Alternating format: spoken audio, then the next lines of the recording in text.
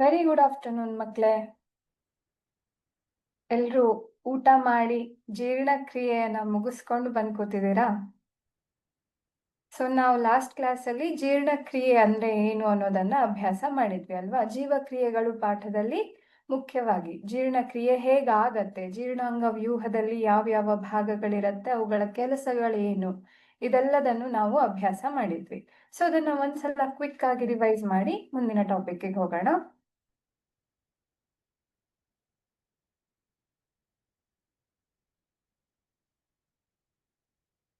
ಇದು ಮನುಷ್ಯನ ಜೀರ್ಣಾಂಗ ವ್ಯೂಹದ ಒಂದು ವ್ಯವಸ್ಥೆ ಯಾವ ರೀತಿಯಾಗಿದೆ ಅನ್ನೋದನ್ನ ಇಲ್ಲಿ ಚಿತ್ರದಲ್ಲಿ ನೋಡಬಹುದು.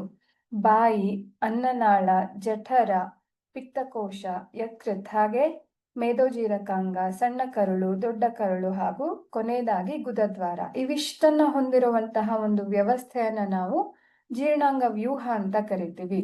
ಸೊ ತಿಂದಿರುವಂತಹ ಆಹಾರ ಬಾಯಿಯಲ್ಲಿ ಮೃದುವಾಗಿ ಸಣ್ಣ ಸಣ್ಣ ತುಂಡುಗಳಾಗಿ ಮೊದಲಿಗೆ ಬಾಯಿ ಒಳಗಡೆ ಆ ಒಂದು ಕ್ರಿಯೆ ನಡೆಯುತ್ತೆ. ಲಾಲಾರಸದ ಜೊತೆಗೆ ಬೆರೆತು ಅದು ಮೃದುವಾಗತ್ತೆ. ನಂತರ ಅದು ಅನ್ನನಾಳದ ಮೂಲಕ ಜಠರವನ್ನ ತಲುಪತ್ತೆ. ಜಠರದಲ್ಲಿ ಹೈಡ್ರೋಕ್ಲೋರಿಕ್ ಆಮ್ಲ ಇರತ್ತೆ, ಹಾಗೆ ಪೆಪ್ಸಿನ್ ಕಿಣ್ವಗಳಿರತ್ತೆ. ಸೊ ಈ ಪೆಪ್ಸಿನ್ ಕಿಣ್ವಗಳು ಕೆಲಸ ಮಾಡೋದಿಕ್ಕೆ ಉತ್ತೇಜನವನ್ನ ಹೈಡ್ರೋಕ್ಲೋರಿಕ್ ಆಮ್ಲ ಕೊಡತ್ತೆ. ಹಾಗೆ ನಾವು ತಿನ್ನಂತಹ ಆಹಾರವನ್ನ ಆಮ್ಲೀಯಗೊಳಿಸೋದಿಕ್ಕೂ ಕೂಡ ಹೈಡ್ರೋಕ್ಲೋರಿಕ್ ಆಮ್ಲ ಸಹಾಯ ಮಾಡತ್ತೆ. ನಂತರ ಈ ಪೆಪ್ಸಿನ್ನ ಕೆಲಸ ಏನು ಅಂತ ಅಂದ್ರೆ ಆಹಾರದಲ್ಲಿರುವಂತಹ ಪ್ರೋಟೀನ್ಗಳನ್ನ ಜೀರ್ಣ ಆಗುವಂತೆ ಮಾಡುವಂತಹದ್ದು. ಆ ಒಂದು ಕೆಲಸವನ್ನ ಪೆಪ್ಸಿನ್ ಮಾಡತ್ತೆ. ನಂತರ ಈ ಆಹಾರ ಇಲ್ಲಿ ಜಠರದಿಂದ ಮುಂದುವರೆದು ಅದು ಸಣ್ಣ ಕರಳಿಗೆ ತಲುಪತ್ತೆ. ಸಣ್ಣ ಕರಳಿನಲ್ಲಿ ಚಿಕ್ಕ ಚಿಕ್ಕ ಬೆರಳಿನ ಆಕಾರದ ರಚನೆಗಳಿರತ್ತೆ, ಅವನ್ನ ನಾವು ವಿಲ್ಲೈಗಳು ಅಂತ ಕರಿತೀವಿ. ಹಾಗೆ ಈ ಸಣ್ಣ ಕರಳಿಗೆ ಪಿತ್ತಕೋಶದಿಂದ ಪಿತ್ತ ರಸ ಬರುತ್ತೆ, ಹಾಗೆ ಮೇದೋಜೀರಕ ಗ್ರಂಥಿಯಿಂದ ಅಥವಾ ಮೇದೋಜೀರಕಾಂಗದಿಂದ ನಮ್ಗೆ ಮೇದೋಜೀರಕ ರಸವು ಕೂಡ ಬರುತ್ತೆ. ಅದು ಆಹಾರದಲ್ಲಿರುವಂತಹ ಕೊಬ್ಬು, ಹಾಗೆ ಪ್ರೋಟೀನ್ಗಳು ಮತ್ತೆ ಕಾರ್ಬೋಹೈಡ್ರೇಟ್ಗಳು ಜೀರ್ಣ ಆಗೋದಕ್ಕೆ ಸಹಾಯವನ್ನ ಮಾಡುತ್ತೆ. ಈ ಎರಡು ರಸಗಳು ಪಿತ್ತಕೋಶದಿಂದ ಪಿತ್ತರಸ ಬರುತ್ತೆ, ಹಾಗೆ ಮೇದೋಜೀರಕ ಅಂಗದಿಂದ ಮೇದೋಜೀರಕ ರಸ ಬಂದಿರೋದು ಸಣ್ಣ ಕರಳಿನಲ್ಲಿ ಈ ಕೊಬ್ಬು ಇರಬಹುದು, ಕಾರ್ಬೋಹೈಡ್ರೇಟ್ಗಳಿರಬಹುದು ಅಥವಾ ಪ್ರೋಟೀನ್ಗಳು, ಇವೆಲ್ಲವೂ ಜೀರ್ಣ ಆಗುವಂತೆ ಮಾಡುತ್ತೆ. ಹಾಗೆ ಆ ಜೀರ್ಣ ಆಗಿರುವಂತಹ ಒಂದು ಆಹಾರ ಏನಿರತ್ತೆ ವಿಲ್ಲೈಗಳಿಂದ ಹೀರಲ್ಪಡತ್ತೆ. ವಿಲ್ಲೈಗಳಿಂದ ಹೀರಲ್ಪಟ್ಟು ರಕ್ತದ ಜೊತೆಗೆ ಸೇರಿ ಅವು ಮುಂದಿನ ಪ್ರಕ್ರಿಯೆಗೆ ಸಾಗುವಂತಹದನ್ನ ನಾವು ನೋಡಿದ್ದೀವಿ. ಯಾವ ಆಹಾರ ಜೀರ್ಣ ಆಗಿರೋದಿಲ್ವೋ ಅದು ಸಣ್ಣ ಕರುಳಿನಿಂದ ಮುಂದುವರೆದು ದೊಡ್ಡ ಕರುಳಿಗೆ ಬರುತ್ತೆ. ದೊಡ್ಡ ಕರುಳಿನಲ್ಲಿ ನೀರು ಹೀರಿಕೆ ಆಗತ್ತೆ, ಹೌದಾ? ಆ ಆಹಾರದಲ್ಲಿರುವಂತಹ ನೀರಿನ ಅಂಶವನ್ನ ದೊಡ್ಡ ಕರುಳಿನ ವಿಲ್ಲೈಗಳು ಪೂರ್ತಿಯಾಗಿ ಹೀರ್ಕೊಬಿಡತ್ತೆ. ಅಲ್ಲಿಂದ ಗಟ್ಟಿಯಾದಂತಹ ತ್ಯಾಜ್ಯ ವಸ್ತು ಅಂತ ಹೇಳ್ಬಹುದು, ಬಿಕಾಸ್ ಅದು ನಮ್ಮ ಶರೀರಕ್ಕೆ ಅಗತ್ಯವಾದಂತಹ ವಸ್ತು ಆಗಿರೋದಿಲ್ಲ. ಯಾವುದು ಜೀರ್ಣ ಆಗಿರೋದಿಲ್ವೋ ಅಂತಹ ವಸ್ತುಗಳು ಅಥವಾ ಶರೀರಕ್ಕೆ ಅಗತ್ಯವಿಲ್ಲದ ವಸ್ತುಗಳು, ಸೊ ತ್ಯಾಜ್ಯನೇ ಆಯ್ತಲ್ವಾ.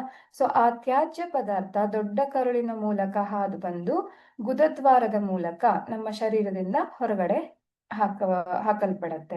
ಸೊ ಈ ರೀತಿಯಾಗಿ ಮನುಷ್ಯನಲ್ಲಿ ಜೀರ್ಣಾಂಗ ವ್ಯವಸ್ಥೆ ಕಾರ್ಯನಿರ್ವಹಿಸುತ್ತೆ ಅನ್ನೋದನ್ನ ನಾವು ಅಭ್ಯಾಸ ಮಾಡಿದ್ದೀವಿ. ಹಾಗಿದ್ರೆ ನಾವು ತಿನ್ನಂತಹ ಆಹಾರ ಎಲ್ಲಿ ಬಳಕೆ ಆಗತ್ತೆ, ನಮ್ಗೆ ಶಕ್ತಿ ಹೇಗ್ ಸಿಗತ್ತೆ? ನಾವು ಆಹಾರವನ್ನ ಸೇವಿಸಿದ್ವಿ, ಜೀರ್ಣ ಆಯ್ತು ಅಂತ ಗೊತ್ತಾಯ್ತು, ಆದ್ರೆ ಅದು ಶಕ್ತಿಯಾಗಿ ಹೇಗೆ ಪರಿವರ್ತನೆ ಆಯ್ತು, ಎಲ್ಲಿಂದ ಶಕ್ತಿ ಬರುತ್ತೆ ಅನ್ನೋದನ್ನ ನಾವು ಇವತ್ತಿನ ಕ್ಲಾಸಲ್ಲಿ ಅಭ್ಯಾಸ ಮಾಡೋಣ. ನಿಮ್ಗೆ ಜೀರ್ಣಾಂಗ ವ್ಯವಸ್ಥೆ ಬಗ್ಗೆ ಅರ್ಥ ಆಗಿದೆ ಅಂತ ಭಾವಿಸಿ ನಾನು ಮುಂದುವರಿತೀನಿ.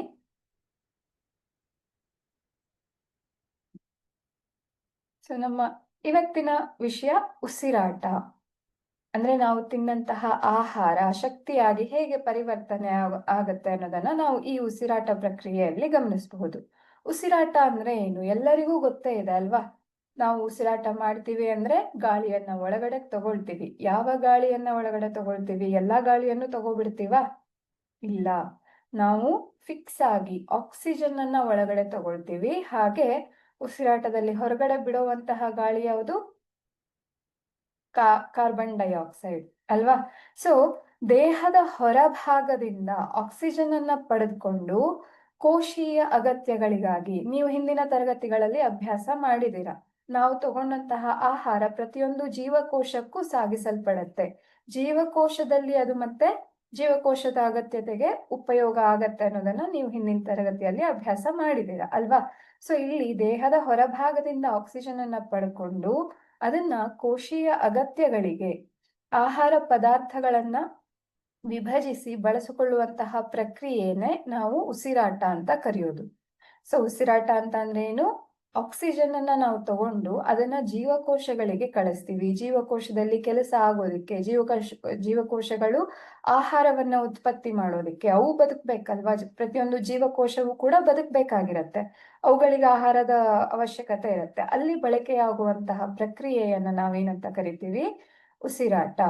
ಸೊ ಕೆಲವು ಜೀವಿಗಳು ನಾವು ತಿಂದಂತಹ ಆಹಾರ ಬಾಯಲ್ಲಿ ಗ್ಲೂಕೋಸ್ ಆಗಿ ಪರಿವರ್ತನೆ ಆಗತ್ತೆ. ಪಿಷ್ಟ ನಂತರದಲ್ಲಿ ಲಾಲಾರಸದ ಸಹಾಯದಿಂದ ಗ್ಲುಕೋಸ್ ಆಗಿ ಸಣ್ಣ ಅಣುಗಳಾಗಿ ಪರಿವರ್ತನೆ ಆಗತ್ತೆ ಅನ್ನೋದನ್ನ ನಾವು ಜೀರ್ಣಾಂಗ ವ್ಯೂಹ ಅಭ್ಯಾಸ ಮಾಡುವಾಗ ಕಲ್ತಿದ್ದೀವಿ ಅಲ್ವಾ ಮಕ್ಳೇ?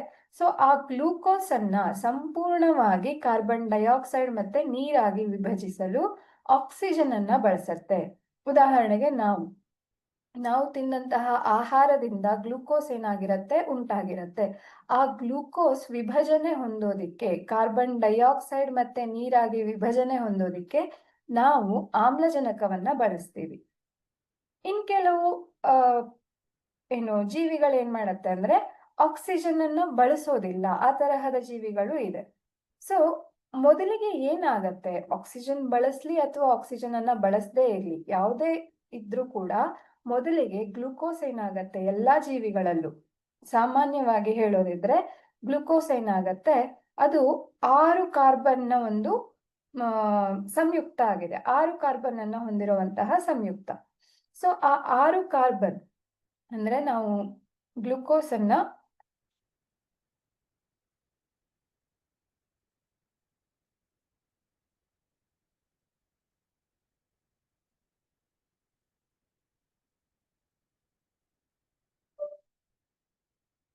ಗ್ಲುಕೋಸ್ ಅಂತ ಅಂದ್ರೆ C6 ಇರತ್ತೆ. ಅಂದ್ರೆ 6 ಕಾರ್ಬನ್ ಇರತ್ತೆ. C6H12O6 ಅಂತ ಕರಿತೀವಿ.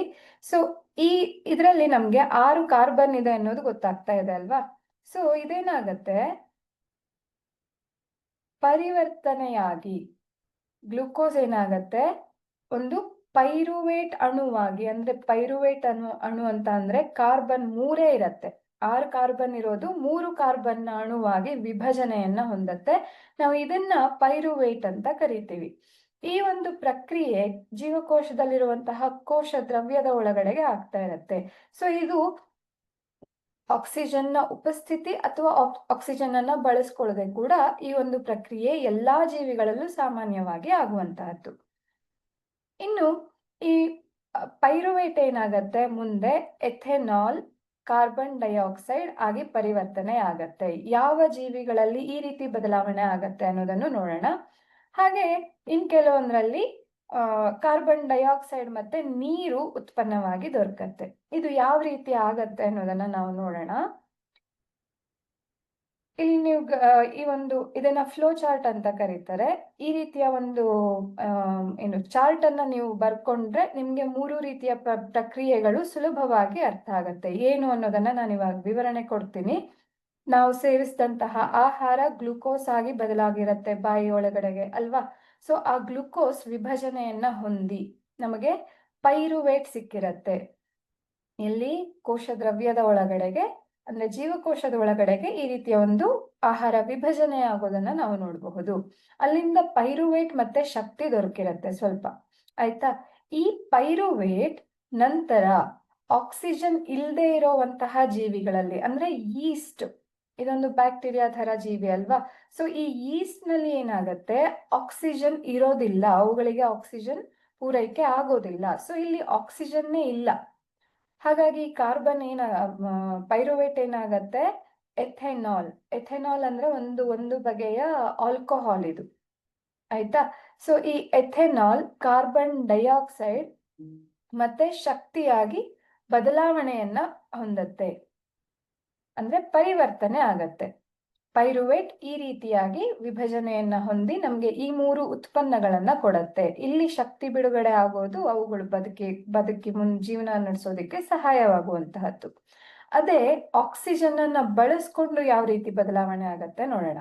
ಒಂದು ವೇಳೆ ಪೈರುವೇಟ್ಗೆ ಆಕ್ಸಿಜನ್ ಪೂರೈಕೆ ಆದ್ರೆ, ಅಂದ್ರೆ ನಾವು ನಮ್ಮಂತಹ ಜೀವಿಗಳಲ್ಲಿ ಏನಾಗತ್ತೆ, ಪ್ರಾಣಿಗಳಲ್ಲೆಲ್ಲ ಏನಾಗತ್ತೆ, ಪೈರುವೇಟ್ನ ಜೊತೆಗೆ ಆಕ್ಸಿಜನ್ನ ಪೂರೈಕೆ ಆಗತ್ತೆ. ಹಾಗೆ ಪೂರೈಕೆ ಆದಾಗ ಇದು ಏನಾಗತ್ತೆ, ಕಾರ್ಬನ್ ಡೈಆಕ್ಸೈಡ್ ನೀರು ಮತ್ತು ಶಕ್ತಿಯಾಗಿ ಪರಿವರ್ತನೆಯನ್ನ ನಾವು ಕಾಣಬಹುದು. ಇನ್ನು ಕೆಲವು ಬಾರಿ ನಮ್ಮ ಶರೀರದಲ್ಲಿ ನಾವು ಮಂಡಿ ಜಾಯಿಂಟ್ಗಳಲ್ಲಿ ಅಲ್ವಾ, ಆ ತರದ ಸ್ನಾಯುಗಳಲ್ಲಿ ನಾವು ಏನಾದ್ರೂ ಹಿಂಗೆ ಒಂದು ರೀತಿ ಸೆಳೆತವನ್ನ ನಾವು ನೋಡಬಹುದು. ಅದು ಯಾಕೆ ಅನ್ನೋದನ್ನು ನೋಡೋಣ. ಈ ಪೈರುವೇಟ್ ಸ್ನಾಯು ಜೀವಕೋಶಗಳಲ್ಲಿ ಆಕ್ಸಿಜನ್ ಏನಾದ್ರೂ ಕಡಿಮೆ ಆದ್ರೆ, ಸ್ನಾಯು ಜೀವಕೋಶಗಳು ಒಂದು ಬಗೆಯ ಜೀವಕೋಶಗಳಾಗಿರುತ್ತೆ ಸ್ನಾಯುಗಳಲ್ಲಿ ಇರುವಂತಹದ್ದು. ಆ ಸ್ನಾಯುಗಳಲ್ಲಿ ಏನಾದ್ರೂ ಆಕ್ಸಿಜನ್ನ ಅನುಪಸ್ಥಿತಿ ಅಥವಾ ಕಡಿಮೆ ಆದ್ರೆ, ಆಕ್ಸಿಜನ್ನ ಪ್ರಮಾಣ ಕಡಿಮೆ ಆದ್ರೆ, ಆಗ ಈ ಪೈರುವೇಟ್ ಏನಾಗತ್ತೆ, ಲ್ಯಾಕ್ಟಿಕ್ ಆಮ್ಲ ಮತ್ತೆ ಶಕ್ತಿಯಾಗಿ ಪರಿವರ್ತನೆಯನ್ನ ಹೊಂದತ್ತೆ. ಈ ಲ್ಯಾಕ್ಟಿಕ್ ಆಮ್ಲದ ಉಂಟಾಗುವಿಕೆಯಿಂದ ನಾವು ಸ್ನಾಯುಗಳಲ್ಲಿ ಸೆಳೆತವನ್ನ ನಾವು ಫೀಲ್ ಮಾಡುವಂತಹದ್ದು. ಸೊ ಸ್ನಾಯು ಸೆಳೆತಕ್ಕೆ ಕಾರಣ ಏನು ಅಂತ ನಾವು ಅರ್ಥ ಮಾಡ್ಕೊಳ್ಬಹುದು ಮಕ್ಕಳೇ. ನಾವು ಸೇವಿಸಿದಂತಹ ಆಹಾರ ಪೈರುವೇಟ್ ಆಗಿ ಪರಿವರ್ತನೆ ಆಗತ್ತೆ. ಅದು ಆಕ್ಸಿಜನ್ನ ಕೊರತೆಯಿಂದಾಗಿ ಲ್ಯಾಕ್ಟಿಕ್ ಆಮ್ಲವಾಗಿ ಬದಲಾವಣೆಯನ್ನ ಹೊಂದತ್ತೆ. ಈ ಲ್ಯಾಕ್ಟಿಕ್ ಆಮ್ಲವೇ ನಮ್ಮ ಸ್ನಾಯುಗಳಲ್ಲಿ ಉಂಟಾದಂತಹ ಲ್ಯಾಕ್ಟಿಕ್ ಆಮ್ಲ ಸ್ನಾಯು ಸೆಳೆತಕ್ಕೆ ಕಾರಣ ಆಗತ್ತೆ. ಅದೇ ಆಕ್ಸಿಜನ್ನ ಪೂರೈಕೆ ಸಾಕಷ್ಟು ಪೂರೈಕೆ ಆದ್ರೆ ಆಗ ಏನಾಗತ್ತೆ, ಕಾರ್ಬನ್ ಡೈಆಕ್ಸೈಡ್ ನೀರು ಮತ್ತು ಶಕ್ತಿಯನ್ನ ಬಿಡುಗಡೆ ಮಾಡತ್ತೆ. ಆಗ ನಮ್ಮ ದೇಹಕ್ಕೆ ಪೂರ್ತಿಯಾಗಿ ಶಕ್ತಿಯ ಬಳಕೆ ಆಗತ್ತೆ ಅಲ್ವಾ. ಇನ್ನು ಈಸ್ಟ್ನಂತಹ ಜೀವಿಗಳಲ್ಲಿ ಆಕ್ಸಿಜನ್ ಇರೋದೇ ಇಲ್ಲ. ಅಲ್ಲಿ ಎಲ್ಲ ಏನಾಗತ್ತೆ, ಎಥೆನಾಲ್, ಕಾರ್ಬನ್ ಡೈಆಕ್ಸೈಡ್ ಮತ್ತೆ ಶಕ್ತಿಯಾಗಿ ವಿಭಜನೆಯನ್ನ ಹೊಂದತ್ತೆ. ಸೊ ಈ 3 ಬಗೆಯ ಒಂದು ಉಸಿರಾಟ ಪ್ರಕ್ರಿಯೆಯನ್ನ ನಾವು ನೋಡಬಹುದು. ಆಕ್ಸಿಜನ್ ಅನುಪಸ್ಥಿತಿ, ಆಕ್ಸಿಜನ್ ಉಪಸ್ಥಿತಿ. ಇದು ಆಕ್ಸಿಜನ್ ಅನುಪಸ್ಥಿತಿ ಅಂದ್ರೆ ಕೆಲವೊಂದು ಭಾಗಗಳಲ್ಲಿ ಮಾತ್ರ ಈ ಬಗೆ, ಅಂದ್ರೆ ಸಾಕಷ್ಟು ಪ್ರಮಾಣದ ಆಕ್ಸಿಜನ್ ಇಲ್ಲದೆ ಇರೋವಾಗ ಆಕ್ಸಿಜನ್ನ ಅನುಪಸ್ಥಿತಿ ಅಂತ ನಾವು ಅರ್ಥ ಮಾಡ್ಕೊಳ್ಬಹುದು. ಸೊ ಇವುಗಳಿಗೆ ಒಂದು ನಿರ್ದಿಷ್ಟವಾದ ಹೆಸರಿದೆ. ಆಕ್ಸಿಜನ್ ಅನುಪಸ್ಥಿತಿ ಅಂತ ಅಂದ್ರೆ ಆಕ್ಸಿಜನ್ ಇರೋದಿಲ್ಲ ಅಲ್ವಾ. ಸೊ ಇದನ್ನ ಅವಾಯುವಿಕ ಉಸಿರಾಟ ಅಂತ ಕರೀತಾರೆ. ಇವುಗಳನ್ನ ಆಕ್ಸಿಜನ್ ಅನುಪಸ್ಥಿತಿಯಲ್ಲಿ ನಡೆಯುವಂತಹ ಉಸಿರಾಟ ಅವಾಯುವಿಕ, ಅಂದ್ರೆ ಗಾಳಿ ಇಲ್ಲ ಅಲ್ಲಿ. ಗಾಳಿ ಅನ್ನೋದಕ್ಕಿಂತ ನಾವು ನಿರ್ದಿಷ್ಟವಾಗಿ ಆಕ್ಸಿಜನ್ ಇಲ್ಲ ಅನ್ನೋದನ್ನ ಅರ್ಥ ಮಾಡ್ಕೊಳ್ಬಹುದು. ಅದೇ ಆಕ್ಸಿಜನ್ನ ಉಪಸ್ಥಿತಿಯಲ್ಲಿ ನಡೆದ್ರೆ ಅದನ್ನ ವಾಯುವಿಕ ಉಸಿರಾಟ ಅಂತ ಕರಿತೀವಿ.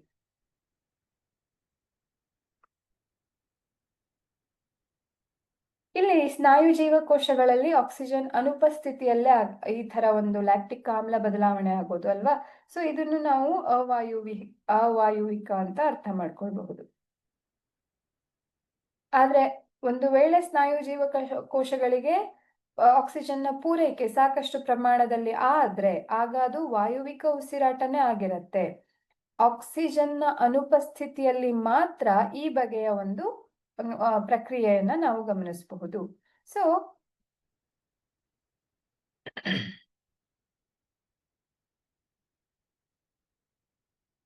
ಪೈರುವೇಟ್ ಎಥೆನಾಲ್ ಮತ್ತೆ ಕಾರ್ಬನ್ ಡೈಆಕ್ಸೈಡ್ ಶಕ್ತಿಯಾಗಿ ಬದಲಾಗೋದನ್ನ ನಾವು ಅವಾಯುವಿಕ ಉಸಿರಾಟ ಅಂತ ಕರೆದ್ರೆ, ಪೈರುವೇಟ್ ಕಾರ್ಬನ್ ಡೈಆಕ್ಸೈಡ್ ನೀರು ಮತ್ತು ಶಕ್ತಿಯಾಗಿ ಪರಿವರ್ತನೆ ಹೊಂದೋದನ್ನ ವಾಯುವಿಕ ಉಸಿರಾಟ ಅಂತ ಕರಿತೀವಿ.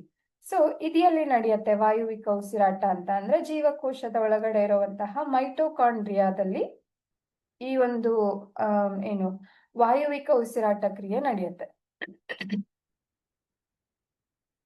ಇದು ಬೇರೆ ಬೇರೆ ಬಗೆಯ ಉಸಿರಾಟ ಪ್ರಕ್ರಿಯೆಗಳು. ನೀವು ಈ ಚಿತ್ರದಲ್ಲಿ ಗಮನಿಸಿದ್ರೆ ಇಲ್ಲಿ ಈಸ್ಟ್ ಇದೆ, ಇದು ಗ್ಲುಕೋಸ್ ಅನ್ನ ಏನಾಗಿ ಪರಿವರ್ತನೆ ಮಾಡ್ತಾ ಇದೆ, ಎಥೆನಾಲ್. ಇಲ್ಲಿ ಕೊಟ್ಟಿರುವಂತಹ ಈ ಒಂದು ರಾಸಾಯನಿಕ ಸೂತ್ರ ಏನಿದೆ ಇದು ಎಥೆನಾಲ್ ನ ಸೂತ್ರ. ಗ್ಲುಕೋಸ್ ಈಸ್ಟ್ ಅನ್ನುವಂತಹ ಜೀವಿಯಲ್ಲಿ ಗ್ಲುಕೋಸ್ ಏನಾಗತ್ತೆ, ಎಥೆನಾಲ್ ಮತ್ತೆ ಕಾರ್ಬನ್ ಡೈಆಕ್ಸೈಡ್ ಆಗಿ ಬದಲಾಗೋದನ್ನ ನಾವು ನೋಡಬಹುದು.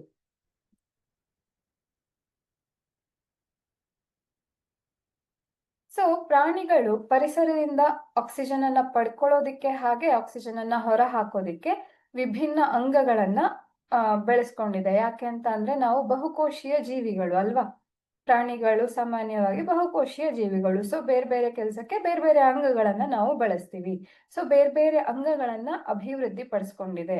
ಸೊ ನೆಲವಾಸಿ ಪ್ರಾಣಿಗಳು ವಾತಾವರಣದಲ್ಲಿರುವಂತಹ ಆಕ್ಸಿಜನ್ ಅನ್ನ ಉಸಿರಾಡತ್ತೆ. ಆದ್ರೆ ಜಲಚರಗಳು, ನೀರಿನಲ್ಲೂ ಹಲವಾರು ಪ್ರಾಣಿಗಳಿದೆ ಅಲ್ವಾ. ಸೊ ಅವು ಏನ್ ಮಾಡತ್ತೆ, ನೀರಿನಲ್ಲಿ ವಾಸಿಸುವ ಪ್ರಾಣಿಗಳು ನೀರಿನ ಒಳಗಡೆಗೆ, ನೀರಿನ ಜೊತೆಯಲ್ಲಿ ಸ್ವಲ್ಪ ಆಮ್ಲಜನಕ ಕರಗಿದ ರೂಪದಲ್ಲಿರತ್ತೆ. ಅಂದ್ರೆ ವಿಲೀನಗೊಂಡಿದ್ದು, ನೀರಿನ ಜೊತೆಗೆ ಅದು ವಿಲೀನವಾಗಿರತ್ತೆ. ಆ ಆಮ್ಲಜನಕವನ್ನ ಬಳಸ್ಕೊಂಡು ಜಲಚರಗಳು ಬದುಕ್ತಾ ಇರತ್ತೆ. ಆದ್ರೆ ನೀವು ಗಮನಿಸಿರ್ಬಹುದು ಮಕ್ಳೇ, ನಾವು ನಾರ್ಮಲ್ ಆಗಿ ಈ ತರ ಭೂಮಿ ಮೇಲೆ ಎಷ್ಟು ಆರಾಮಾಗಿ ಉಸಿರಾಡ್ತೀವೋ, ನೀರಿನ ಒಳಗಡೆಗೆ ಮುಳುಗಿದಾಗ ಅಷ್ಟೇ ಆರಾಮಾಗಿ ಉಸಿರಾಡೋದಿಕ್ಕೆ ಸಾಧ್ಯನಾ? ಇಲ್ಲ, ನಮ್ಗೆ ಆಕ್ಸಿಜನ್ ನ ಕೊರತೆ ಆಗತ್ತೆ, ಉಸಿರು ಕಟ್ಟಿದ ಭಾವ ಬರುತ್ತೆ ಅಲ್ವಾ. ಆ ರೀತಿ ಅನುಭವ ಆಗತ್ತೆ ನಮಗೆ. ಅದು ಯಾಕೆ ಅಂತ ಅಂದ್ರೆ, ನಾವು ವಾತಾವರಣದಲ್ಲಿ ಎಷ್ಟು ಪ್ರಮಾಣದಲ್ಲಿ ಆಕ್ಸಿಜನ್ ಲಭ್ಯ ಇರತ್ತೋ ಅಷ್ಟು ಪ್ರಮಾಣದಲ್ಲಿ ನೀರಿನೊಳಗಡೆಗೆ ಲಭ್ಯ ಇರೋದಿಲ್ಲ. ನೀರಿನಲ್ಲಿ ಆಕ್ಸಿಜನ್ ನ ಪ್ರಮಾಣ ಕಡಿಮೆ. ಆದ್ರೆ ಈ ಜಲಚರಗಳಿಗೆ ಏನು ಅಷ್ಟು ನೀರು, ಆಕ್ಸಿಜನ್ ಸಾಕಾಗ್ತಾ ಇರತ್ತೆ. ಹಾಗಾಗಿ ಅವು ಆ ಆಕ್ಸಿಜನ್ ಅನ್ನ ಬಳಸ್ಕೊಂಡು ಬದುಕ್ತಾ ಇರತ್ತೆ. ಬಟ್ ಭೂವಾಸಿಗಳಿಗೆ, ನೆಲವಾಸಿಗಳಿಗೆ ಹೆಚ್ಚು ಪ್ರಮಾಣದ ಆಕ್ಸಿಜನ್ ಲಭ್ಯ ಇರತ್ತೆ. ಸೊ ಅವು ನೀರಿನ ಒಳಗಡೆ ಹೋದಾಗ ಆಕ್ಸಿಜನ್ ಕೊರತೆ ಆಗೋದು. ನಿಮ್ಮಲ್ಲಿ ಸಾಕಷ್ಟು ಜನ ನೀರಿನಲ್ಲಿ ಹೀಗೆ ಆಟ ಆಡೋವಾಗ, ಸ್ವಿಮ್ಮಿಂಗ್ ಮಾಡೋವಾಗ ನೀರಿನೊಳಗಡೆಗೆ ಹೀಗೆ ಅದ್ದಿ ಮುಳುಗಿದ್ರೆ ಆಕ್ಸಿಜನ್ ಕೊರತೆ, ಏನೋ ಉಸಿರು ಕಟ್ಟಿದ ಫೀಲಿಂಗ್ ಬರೋದನ್ನ ನೀವು ಫೀಲ್ ಮಾಡಿರಬಹುದು ಅಲ್ವಾ. ಮತ್ ಮಾಡಕ್ ಹೋಗ್ಬೇಡಿ, ನಾನು ಹೇಳಿದೀನಿ ಅಂತ. ಬಟ್ ಆ ಒಂದು ಅನುಭವ ಆಗೋದಿಕ್ಕೆ ಕಾರಣ ನೀರಿನ ಒಳಗಡೆಗೆ ಆಕ್ಸಿಜನ್ ನ ಪ್ರಮಾಣ ಕಡಿಮೆ ಇರುವಂತಹದ್ದು. ಸೊ ಗಾಳಿಯಲ್ಲಿರುವ ಆಕ್ಸಿಜನ್ ಪ್ರಮಾಣಕ್ಕೆ ಹೋಲಿಸಿದ್ರೆ ನೀರಿನಲ್ಲಿ ಕರಗಿರುವಂತಹ ಆಕ್ಸಿಜನ್ ನ ಪ್ರಮಾಣ ಸಾಕಷ್ಟು ಕಡಿಮೆ. ಹಾಗಿದ್ರೆ ಹೇಗೆ ಉಸಿರಾಟ ಆಗತ್ತೆ ಮೀನಿನಲ್ಲಿ ಅಂತ ನೋಡೋಣ. ಮೀನು ಒಂದು ಜಲಚರ ಅಲ್ವಾ. ಸೊ ಮೀನು ಏನ್ ಮಾಡತ್ತೆ, ತಮ್ಮ ಬಾಯಿ ಮೂಲಕ ನೀರನ್ನ ಒಳಗಡೆ ತಗೊಳತ್ತೆ ಮೊದಲಿಗೆ. ಆ ನೀರಿನಲ್ಲಿ ವಿಲೀನ ಆಗಿರುವಂತಹ ಆಕ್ಸಿಜನ್ ಇರತ್ತೆ ಅಲ್ವಾ. ಸೊ ಆ ನೀರನ್ನ ತಗೊಂಡು ಅದರ ಒಂದು ಶರೀರದಲ್ಲಿ ಕಿವಿರುಗಳು ಅಂತ ಇರತ್ತೆ. ಆ ಕಿವಿರುಗಳ ಭಾಗಕ್ಕೆ ಆ ನೀರನ್ನ ಬಲವಾಗಿ ತಳ್ಳಿದಾಗ ಏನಾಗತ್ತೆ, ಅಲ್ಲಿ ಕರಗಿರುವಂತಹ ಆಕ್ಸಿಜನ್ ಅನ್ನ ರಕ್ತ ಹೀರ್ಕೊಳತ್ತೆ, ನೀರು ಅಲ್ಲಿಂದ ಹೊರ ಹಾಕಲ್ಪಡತ್ತೆ. ಆ ರೀತಿಯಾಗಿ ಮೀನುಗಳು ಉಸಿರಾಟವನ್ನ ಮಾಡತ್ತೆ. ಜಲಚರಗಳಲ್ಲಿ, ಬೇರೆ ಬೇರೆ ಜಲಚರಗಳಲ್ಲಿ ಬೇರೆ ಬೇರೆ ವ್ಯವಸ್ಥೆ ಇದೆ. ಮೀನಿನಲ್ಲಿ ಈ ರೀತಿಯಾಗಿ ನಡೆಯುತ್ತೆ ಅನ್ನೋದನ್ನ ನಾವಿಲ್ಲಿ ನೋಡಬಹುದು. ಬಾಯಿಯಿಂದ ಉಸಿರನ್ನ ತಗೊಂಡು, ನೆಕ್ಸ್ಟ್ ಈ ಭಾಗ, ಇದು ಕಿವಿರುಗಳಿಂದ ನೀರನ್ನ ಹೊರ ಹಾಕತ್ತೆ, ಆಕ್ಸಿಜನ್ ಒಳಗಡೆಗೆ ಹೀರಿಕೆ ಆಗತ್ತೆ. ಈ ರೀತಿಯಾಗಿ ಉಸಿರಾಟವನ್ನ ನೋಡಬಹುದು. ಇನ್ನು ನೀವು ಈ ಚಿತ್ರದಲ್ಲಿ ಗಮನಿಸ್ತಾ ಇರುವಂತಹದ್ದು ಮಾನವನ ಶ್ವಾಸಕಾಂಗ ವ್ಯೂಹ. ನಾವೆಲ್ಲ ಯಾವ ರೀತಿ ಉಸಿರಾಟವನ್ನ ಮಾಡ್ತೀವಿ ಅನ್ನೋದನ್ನ ನೋಡೋಣ. ಸೊ ಮೊದಲನೇದಾಗಿ ನಮಗೆ ನಾವೆಲ್ಲ ಉಸಿರಾಟ ಮಾಡೋದಿಕ್ಕೆ ಮುಖ್ಯವಾಗಿ ನಮ್ಗೆ ಫಸ್ಟ್ ಆಕ್ಸಿಜನ್ ಅನ್ನ ಒಳಗಡೆ ತಗೊಳ್ಳೋದಿಕ್ಕೆ ಬೇಕಾಗಿರೋದು ಮೂಗು ಅಲ್ವಾ. ಸೊ ಫಸ್ಟ್ ಭಾಗ ಮೂಗಿನ ದ್ವಾರ. ಮೂಗಿನ ದ್ವಾರದ ನಂತರ ಏನಾಗತ್ತೆ, ಅದು ಶ್ವಾಸನಾಳವನ್ನ ಪ್ರವೇಶ ಮಾಡತ್ತೆ. ಶ್ವಾಸನಾಳದಿಂದ ಹೀಗೆ ಅದು ಶ್ವಾಸಕೋಶಗಳು, 2 ಶ್ವಾಸಕೋಶಗಳಿರತ್ತೆ. ಒಂಥರ ಏನು ಹೀಗೆ ಚಾಚಿಕೊಂಡಂತಹ ಒಂದು ರಚನೆಯನ್ನ ನಾವು ಇದರ ರಚನೆಯನ್ನ ನೋಡಬಹುದು. ಸೊ ಇದನ್ನ ಶ್ವಾಸಕೋಶಗಳು ಅಂತ ಕರಿತೀವಿ. ಶ್ವಾಸಕೋಶಗಳ ತುದಿಯಲ್ಲಿ, ಅಂದ್ರೆ ಇದ್ರ ಒಳಗಡೆಗೆ ಹೀಗೆ ಶ್ವಾಸನಾಳಗಳು ಹೀಗೆ ಏನಾಗತ್ತೆ, ಕವಲೊಡೆದು ಬ್ರಾಂಚ್ಗಳಾಗಿ ಹೀಗೆ ಹರಡ್ಕೊಂಡಿರತ್ತೆ. ಆ ಕವಲುಗಳ ತುದಿಯನ್ನ, ಇದನ್ನ ಶ್ವಾಸನಳಿಕೆಗಳು ಅಂತ ಕರಿತೀವಿ. ಶ್ವಾಸನಳಿಕೆಗಳ ತುದಿಯಲ್ಲಿ ಗಾಳಿ ಚೀಲಗಳು ಅಂತ ಇರತ್ತೆ. ಅಂದ್ರೆ ನಾವು ಹೇಗೆ ಅರ್ಥ ಮಾಡ್ಕೊಳ್ಬಹುದು ಅಂದ್ರೆ, ಚಿಕ್ಕ ಚಿಕ್ಕ ಬಲೂನ್ನ ಒಂದು ರಚನೆಯನ್ನ ನಾವು ಕಲ್ಪನೆ ಮಾಡ್ಕೊಂಡ್ರೆ, ನೀವು ಈ ಚಿತ್ರದಲ್ಲಿ ಗಮನಿಸ್ತಾ ಇರಬಹುದು, ಬಲೂನ್ ಶೇಪ್ ಅಲ್ಲೇ ಇದೆ ಅಲ್ವಾ. ಸೊ ಈ ರೀತಿಯಾಗಿ ಗಾಳಿ ಚೀಲಗಳಿರತ್ತೆ. 2 ಶ್ವಾಸಕೋಶಗಳಿರತ್ತೆ, ಒಂದು ಶ್ವಾಸನಾಳ, ಹಾಗೆ ಶ್ವಾಸಕೋಶಗಳ ಒಳಗಡೆಗೆ ಶ್ವಾಸನಾಳ ಹೀಗೆ ಕವಲನ್ನ ಹೊಂದಿರುತ್ತೆ. ಕವಲಾಗಿ, ಅಂದ್ರೆ ಈಗ ಈ ರೀತಿಯಾಗಿ ಬಂದಿರೋದು, ಮತ್ತೆ ಹೀಗೆ ಬ್ರಾಂಚ್ ಆಗಿರತ್ತೆ. ಹೀಗೆ ಬ್ರಾಂಚು ಮತ್ತೆ ಮುಂದುವರೆದು ಹೀಗೆ ಕೌಲು ಆಗಿರೋದನ್ನ ನಾವೇನಂತ ಅರ್ಥ ಮಾಡ್ಕೊಳ್ಬಹುದು, ಶ್ವಾಸ ನಳಿಕೆಗಳು ಕೌಲನ್ನ ಹೊಡೆದಿರತ್ತೆ. ಅದರ ತುದಿಯಲ್ಲಿ ಹೀಗೆ ಗಾಳಿ ಚೀಲಗಳು ಇರತ್ತೆ. ಅಂದ್ರೆ ಈ ರೀತಿಯಾದ ರಚನೆಯನ್ನ ನಾವು ನೋಡಬಹುದು ಶ್ವಾಸನಳಿಕೆಗಳ ತುದಿಯಲ್ಲಿ. ಸೊ ಇದಿಷ್ಟು ಮಾನವನ ಶ್ವಾಸಕಾಂಗ ವ್ಯೂಹದ ಭಾಗಗಳು, ಬೇರೆ ಬೇರೆ ಭಾಗಗಳು. ಸೊ ಇನ್ನು ಒಂದು ನಾವು ಮೂಗಿನ ಒಳಗಡೆಗೆ ಸಣ್ಣ ಕೂದಲಿನಂತಹ ರಚನೆಯನ್ನ ನೋಡ್ತೀವಿ. ಹಾಗೆ ಮೂಗಿನ ಒಳಗಡೆಗೆ ಲೋಳೆ ಪದಾರ್ಥ ಇರತ್ತೆ ಅನ್ನೋದು ನಿಮ್ಗೂ ಸಹ ಗೊತ್ತಿರುವಂತಹ ವಿಷಯ. ಯಾಕಿರತ್ತೆ ಇದು? ಥಂಡಿ ಆದಾಗಂತೂ ಜಾಸ್ತಿನೇ ಇರತ್ತೆ ಅಲ್ವಾ? ಸೊ ಯಾಕಿರತ್ತೆ ಇದು ಅಂತ ಅಂದ್ರೆ, ಉಸಿರಾಟವನ್ನ ಮಾಡೋವಾಗ ನಾವು ಗಾಳಿಯಲ್ಲಿರುವಂತಹ ಆಮ್ಲಜನಕವನ್ನ ತಗೊಳ್ತೀವಿ ಅಲ್ವಾ? ಸೊ ಯಾವುದೇ ರೀತಿ ಏನು ಸೂಕ್ಷ್ಮ ಜೀವಿಗಳಾಗಿರ್ಬೋದು ಅಥವಾ ಸಣ್ಣ ಸಣ್ಣ ಹುಳಗಳು ನಮ್ಮ ಶರೀರದ ಒಳಗಡೆ ಹೋಗಬಾರ್ದು ಅನ್ನುವಂತಹ ಕಾರಣಕ್ಕೆ ಈ ಕೂದಲಿನಂತಹ ರಚನೆ, ಬರೀ ಗಾಳಿ ಮಾತ್ರ ಒಳಗಡೆ ಹೋಗ್ಬೇಕು ಅನ್ನೋ ಒಂದು ಕಾರಣಕ್ಕೆ ಆ ಕೂದಲಿನಂತಹ ರಚನೆ ಏನ್ ಮಾಡತ್ತೆ, ಆ ತರಹದ ಜೀವಿಗಳನ್ನ ಒಳಗಡೆ ಹೋಗೋದಿಕ್ಕೆ ಬಿಡದೆ ಇರೋ ರೀತಿಯಲ್ಲಿ ತಡೆಯನ್ನ ಒಡ್ಡತ್ತೆ. ಅಂದ್ರೆ ಒಂಥರ ನಾವು ಹೇಗೆ ಅರ್ಥ ಮಾಡ್ಕೊಳ್ಬಹುದು ಅಂದ್ರೆ, ಒಂದು ರಕ್ಷಣಾ ವ್ಯವಸ್ಥೆ ಅಂತ ಇದನ್ನ ಅರ್ಥ ಮಾಡ್ಕೊಳ್ಬಹುದು. ಅಂದ್ರೆ ಯಾವುದೋ ಒಂದು ಸಣ್ಣ ಸಣ್ಣ ಹುಳ ಇರಬಹುದು, ಕೆಲವೊಂದ್ಸಲ ಮೂಗೊಳಗಡೆ ಹೋಗ್ಬಿಡತ್ತೆ ಅಲ್ವಾ? ಅದು ಶ್ವಾಸನಾಳವನ್ನ ಪ್ರವೇಶಿಸಿ ಶ್ವಾಸಕೋಶವನ್ನ ತಲುಪಬಾರದು ಅನ್ನುವಂತಹ ಕಾರಣಕ್ಕೆ ಈ ರೀತಿಯ ಚಿಕ್ಕ ಚಿಕ್ಕ ಕೂದಲಿನಂತಹ ರಚನೆ ಇರುತ್ತೆ. ಅದೇ ರೀತಿ ಆ ಲೋಳೆ ಪದಾರ್ಥ ಇರೋದು, ಅದು ಇರೋದು ಸಹ ಇದೇ ಉದ್ದೇಶಕ್ಕೆ. ಅಂದ್ರೆ ಅದಲ್ಲೇ ಅಂಟ್ಕೊಂಡು ಮುಂದಕ್ಕೆ ಸಾಗಬಾರ್ದು ಅನ್ನುವಂತಹ ಉದ್ದೇಶಕ್ಕೆ ಲೋಳೆ ಪದಾರ್ಥವನ್ನ ನಾವು ಮೂಗಿನ ಒಳಗಡೆಗೆ ನೋಡುವಂತಹದ್ದು. ಸೊ ಇದು ಮೂಗಿನ ಬಗ್ಗೆ ಆದ್ರೆ, ಇನ್ನು ಶ್ವಾಸಕಾಂಗ ವ್ಯೂಹ ಯಾವ ರೀತಿ ಕೆಲಸವನ್ನ ಮಾಡುತ್ತೆ ಅನ್ನೋದನ್ನ ಒಂದ್ಸಲ ಹೇಳ್ಬಿಡ್ತೀನಿ.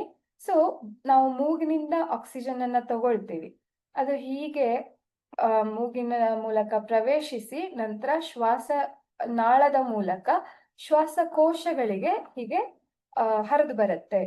ಈ ಶ್ವಾಸಕೋಶಗಳಲ್ಲಿ ಇದು ವಿಭಜನೆಯನ್ನ ಹೊಂದಿ ಶ್ವಾಸನಳಿಕೆಗಳ ತುದಿಯಲ್ಲಿರುವಂತಹ ಗಾಳಿಗೂಡನ್ನ ತಲುಪತ್ತೆ ಆಕ್ಸಿಜನ್. ಹಾಗೆ ಈ ಗಾಳಿಗೂಡುಗಳೇನಿದೆಯಲ್ಲ, ಇದು ರಕ್ತನಾಳಗಳ ಜೊತೆಗೆ ಸಂಪರ್ಕದಲ್ಲಿರುತ್ತೆ. ರಕ್ತನಾಳಗಳು ಕಾರ್ಬನ್ ಡೈಆಕ್ಸೈಡ್ ಅನ್ನ ಹೊತ್ತು ತಂದಿರತ್ತೆ. ಅಲ್ಲಿ ಈ ಗಾಳಿಗೂಡುಗಳಲ್ಲಿ ಏನಾಗತ್ತೆ, ನಾವು ಒಳಗಡೆ ತಗೊಂಡಂತಹ ಆಮ್ಲಜನಕ ಹಾಗೆ ರಕ್ತನಾಳಗಳು ತಂದಂತಹ ಕಾರ್ಬನ್ ಡೈಆಕ್ಸೈಡ್ ವಿನಿಮಯ ಆಗತ್ತೆ, ಅದಲು ಬದಲು ಆಗತ್ತೆ.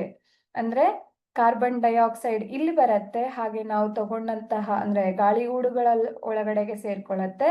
ನಾವು ತಗೊಂಡಂತಹ ಆಮ್ಲಜನಕ ಗಾಳಿಗೂಡಿನಿಂದ ರಕ್ತನಾಳಗಳನ್ನ ಸೇರ್ಕೊಂಡು ಅದು ಹೃದಯಕ್ಕೆ ತಲುಪತ್ತೆ. ಸೊ ಈ ರೀತಿಯಾಗಿ ಒಂದು ಶ್ವಾಸಕಾಂಗ ವ್ಯೂಹ ಕೆಲಸ ಮಾಡುತ್ತೆ ಅನ್ನೋದನ್ನ ನಾವಿಲ್ಲಿ ಗಮನಿಸಬಹುದು. ಈ ಚಿತ್ರದಲ್ಲಿ ನೀವು ನೋಡ್ತಾ ಇರಬಹುದು, ಇದು ಶ್ವಾಸ ನಳಿಕೆಗಳಾದ್ರೆ ಇವುಗಳನ್ನ ನಾವು ಗಾಳಿಗೂಡುಗಳು ಅಂತ ನೋಡ್ಬಹುದು. ಸೊ ಈ ಗಾಳಿಗೂಡುಗಳ ಮೇಲೆ ನಳಿಕೆಗಳ ಒಂದು ರಚನೆಯನ್ನ ನೀವು ಗಮನಿಸ್ತಾ ಇರಬಹುದು. ಈ ರೀತಿಯಾದಂತಹ ನಳಿಕೆಗಳು ಅಲ್ವಾ, ನಾಳಗಳ ರಚನೆ, ಇದು ರಕ್ತನಾಳಗಳಾಗಿರತ್ತೆ. ಇಲ್ಲಿ ನಾವು ತಗೊಂಡಂತಹ ಆಮ್ಲಜನಕ ಹೀಗೆ ಬಂದು ಗಾಳಿಗೂಡ್ನಲ್ಲಿರತ್ತೆ, ರಕ್ತಗಳು ತಗೊಂಡ್ ಬಂದಂತಹ ಕಾರ್ಬನ್ ಡೈಆಕ್ಸೈಡ್ ಅದಲು ಬದಲಾಗಿ ಗಾಳಿಗೂಡಿನ ಒಳಗಡೆಗೆ ಕಾರ್ಬನ್ ಡೈಆಕ್ಸೈಡ್ ಬರುತ್ತೆ, ಹಾಗೆ ಗಾಳಿಗೂಡಿನಲ್ಲಿ ಮುಂಚೆ ಇದ್ದಂತಹ ಆಕ್ಸಿಜನ್ ರಕ್ತನಾಳಗಳನ್ನ ಸೇರ್ಕೊಂಡು ಮುಂದುವರಿಯತ್ತೆ. ಈ ರೀತಿಯಾಗಿ ಗಾಳಿಗೂಡುಗಳು ಕೆಲಸ ಮಾಡುತ್ತೆ. ಹಾಗೆ ಶ್ವಾಸಕಾಂಗ ವ್ಯೂಹ ಈ ಬಗೆಯಾಗಿ ಕೆಲಸ ಮಾಡುತ್ತೆ ಅನ್ನೋದನ್ನ ನಾವು ನೋಡ್ಬಹುದು.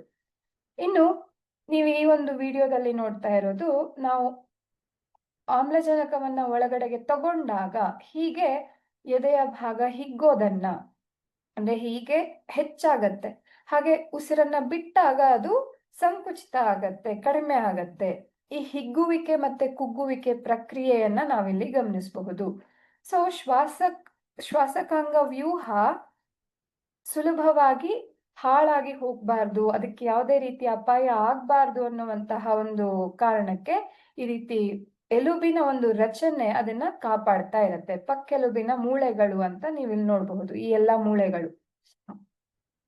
ನೀವು ಯಾವ್ದಾದ್ರೂ ಸ್ಕೆಲಿಟನ್ ಇದನ್ನ ನೋಡಿದ್ರೆ ಈ ಮೂಳೆಗಳನ್ನ ನೀವು ನೋಡಿರ್ಬಹುದು. ಸ್ಕೆಲಿಟನ್ ಅನ್ನ ನೋಡಿದ್ರೆ ನಿಮ್ಗೆ ಗೊತ್ತಾಗತ್ತೆ. ಈ ಮೂವಿಯಲ್ಲೆಲ್ಲ ಭೂತ ಅಂತ ಮೂಳೆ ಮೂಳೆ ಇದನ್ನ ತೋರ್ಸಿರ್ತಾರಲ್ವಾ, ಅದ ಎದೆ ಭಾಗದಲ್ಲಿ ಬರೀ ಈ ಮೂಳೆಗಳು ಮಾತ್ರ ಉಳ್ಕೊಂಡಿರತ್ತೆ. ಸೊ ಇದೇನೆ ಪಕ್ಕೆಲುಬಿನ ಮೂಳೆಗಳು. ಇದು ಶ್ವಾಸಕೋಶಗಳಿಗೆ ಯಾವುದೇ ಹಾನಿ ಆಗದೆ ಇರೋ ರೀತಿ, ಹೊರಗಡೆಯಿಂದ ನಾವೇನೋ ಒಂದು ಯಾರೋ ಒಂದು ಹೊಡೆದ್ರು ಅಥವಾ ಏನೋ ಒಂದು ಆಯ್ತು ಅಂದಾಗ ಶ್ವಾಸಕೋಶಗಳು ಸುಲಭವಾಗಿ ಹಾನಿ ಆಗ್ಬಾರ್ದು ಅನ್ನೋ ಒಂದು ಪ್ರೊಟೆಕ್ಷನ್ ಅನ್ನ ಕೊಡುವಂತಹ ಒಂದು ಮೂಳೆಗಳಾಗಿದೆ ಇದು.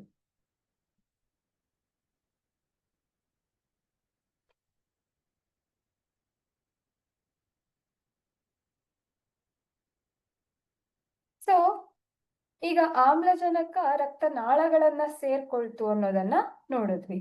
ಹಾಗಿದ್ರೆ ಆಮ್ಲಜನಕ ರಕ್ತನಾಳಗಳ ಮೂಲಕ ಮತ್ತೆಲ್ಲಿಗೆ ಹೋಯ್ತು? ಹಾಗೆ ನಾವು ತಿನ್ನಂತಹ ಆಹಾರ, ಶಕ್ತಿ ಇದೆಲ್ಲ ದೇಹದ ಬೇರೆ ಬೇರೆ ಭಾಗಗಳಿಗೆ ಯಾವ ರೀತಿಯಾಗಿ ತಲುಪತ್ತೆ ಅನ್ನೋದನ್ನ ನಾವಿಲ್ಲಿ ನೋಡೋಣ. ಸಾಗಾಣಿಕೆ, ಮುಂದಿನ ಒಂದು ಜೀವಕ್ರಿಯೆ ಸಾಗಾಣಿಕೆ.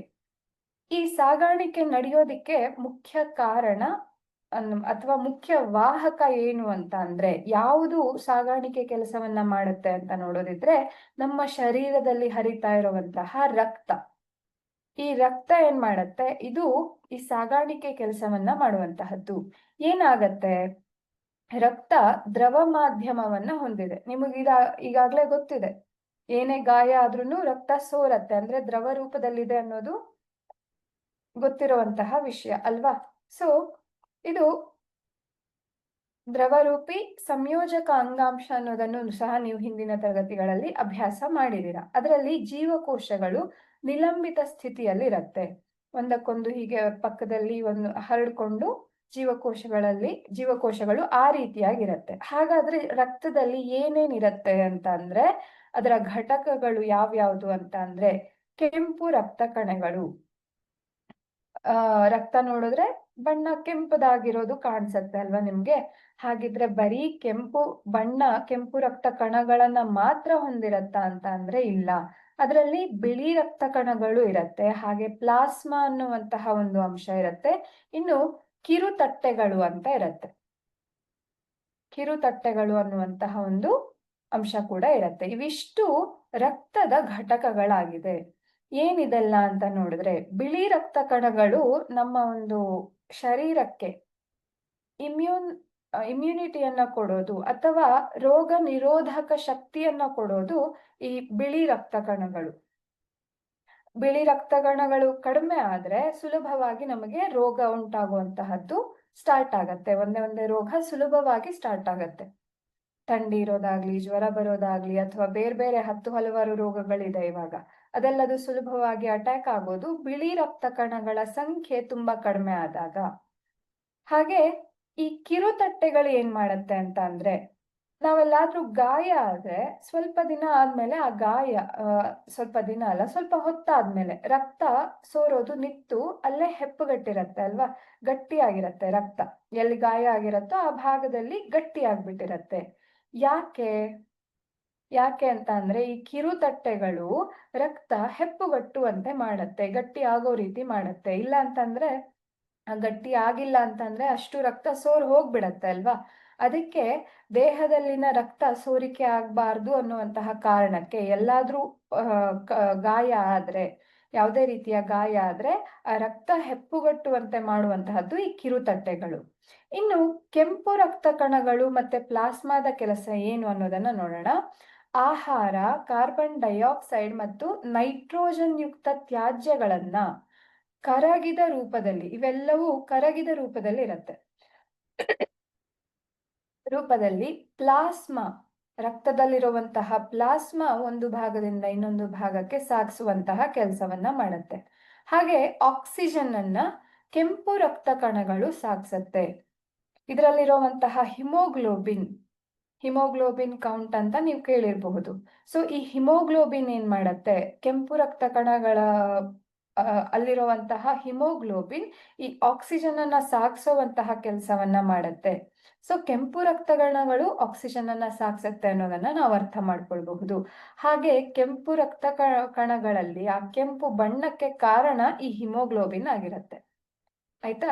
ಸೊ ಇವು ಆಕ್ಸಿಜನ್ ಅನ್ನ ಒಂದು ಭಾಗದಿಂದ ಇನ್ನೊಂದು ಭಾಗಕ್ಕೆ ಸಾಗಿಸುವಂತಹ ಕೆಲಸವನ್ನ ಹಿಮೋಗ್ಲೋಬಿನ್ ಮಾಡುತ್ತೆ. ನೀವು ಈ ಚಿತ್ರದಲ್ಲಿ ನೋಡ್ತಾ ಇರಬಹುದು, ಈ ಸಣ್ಣ ಸಣ್ಣ ಬಿಳಿ ಒಂದು ರಚನೆ ಏನಿದೆಯಲ್ಲ, ಇದನ್ನೇ ನಾವು ಕಿರುತಟ್ಟೆಗಳು ಅಂತ ಕರೆಯೋದು. ಪ್ಲೇಟ್ಲೆಟ್ಸ್ ಅಂತ ಏನ್ ಹೇಳ್ತೀವಿ ಅದೇನೆ ಕಿರುತಟ್ಟೆಗಳು. ಹಾಗೆ ಇದು ಕೆಂಪು ರಕ್ತ ಕಣಗಳು. ಇನ್ನು ಈ ಕಣಗಳನ್ನ ಹೊರತುಪಡಿಸಿ ಅಲ್ಲಿರುವಂತಹ ದ್ರವವೇ ಪ್ಲಾಸ್ಮಾ ಆಗಿರುತ್ತೆ. ಹಾಗೆ ಈ ದೊಡ್ಡ ದೊಡ್ಡ ಬೇರೆ ಬಣ್ಣದ ರಚನೆ ಏನಿದೆಯಲ್ಲ, ಇದು ಬಿಳಿ ರಕ್ತ ಕಣಗಳು.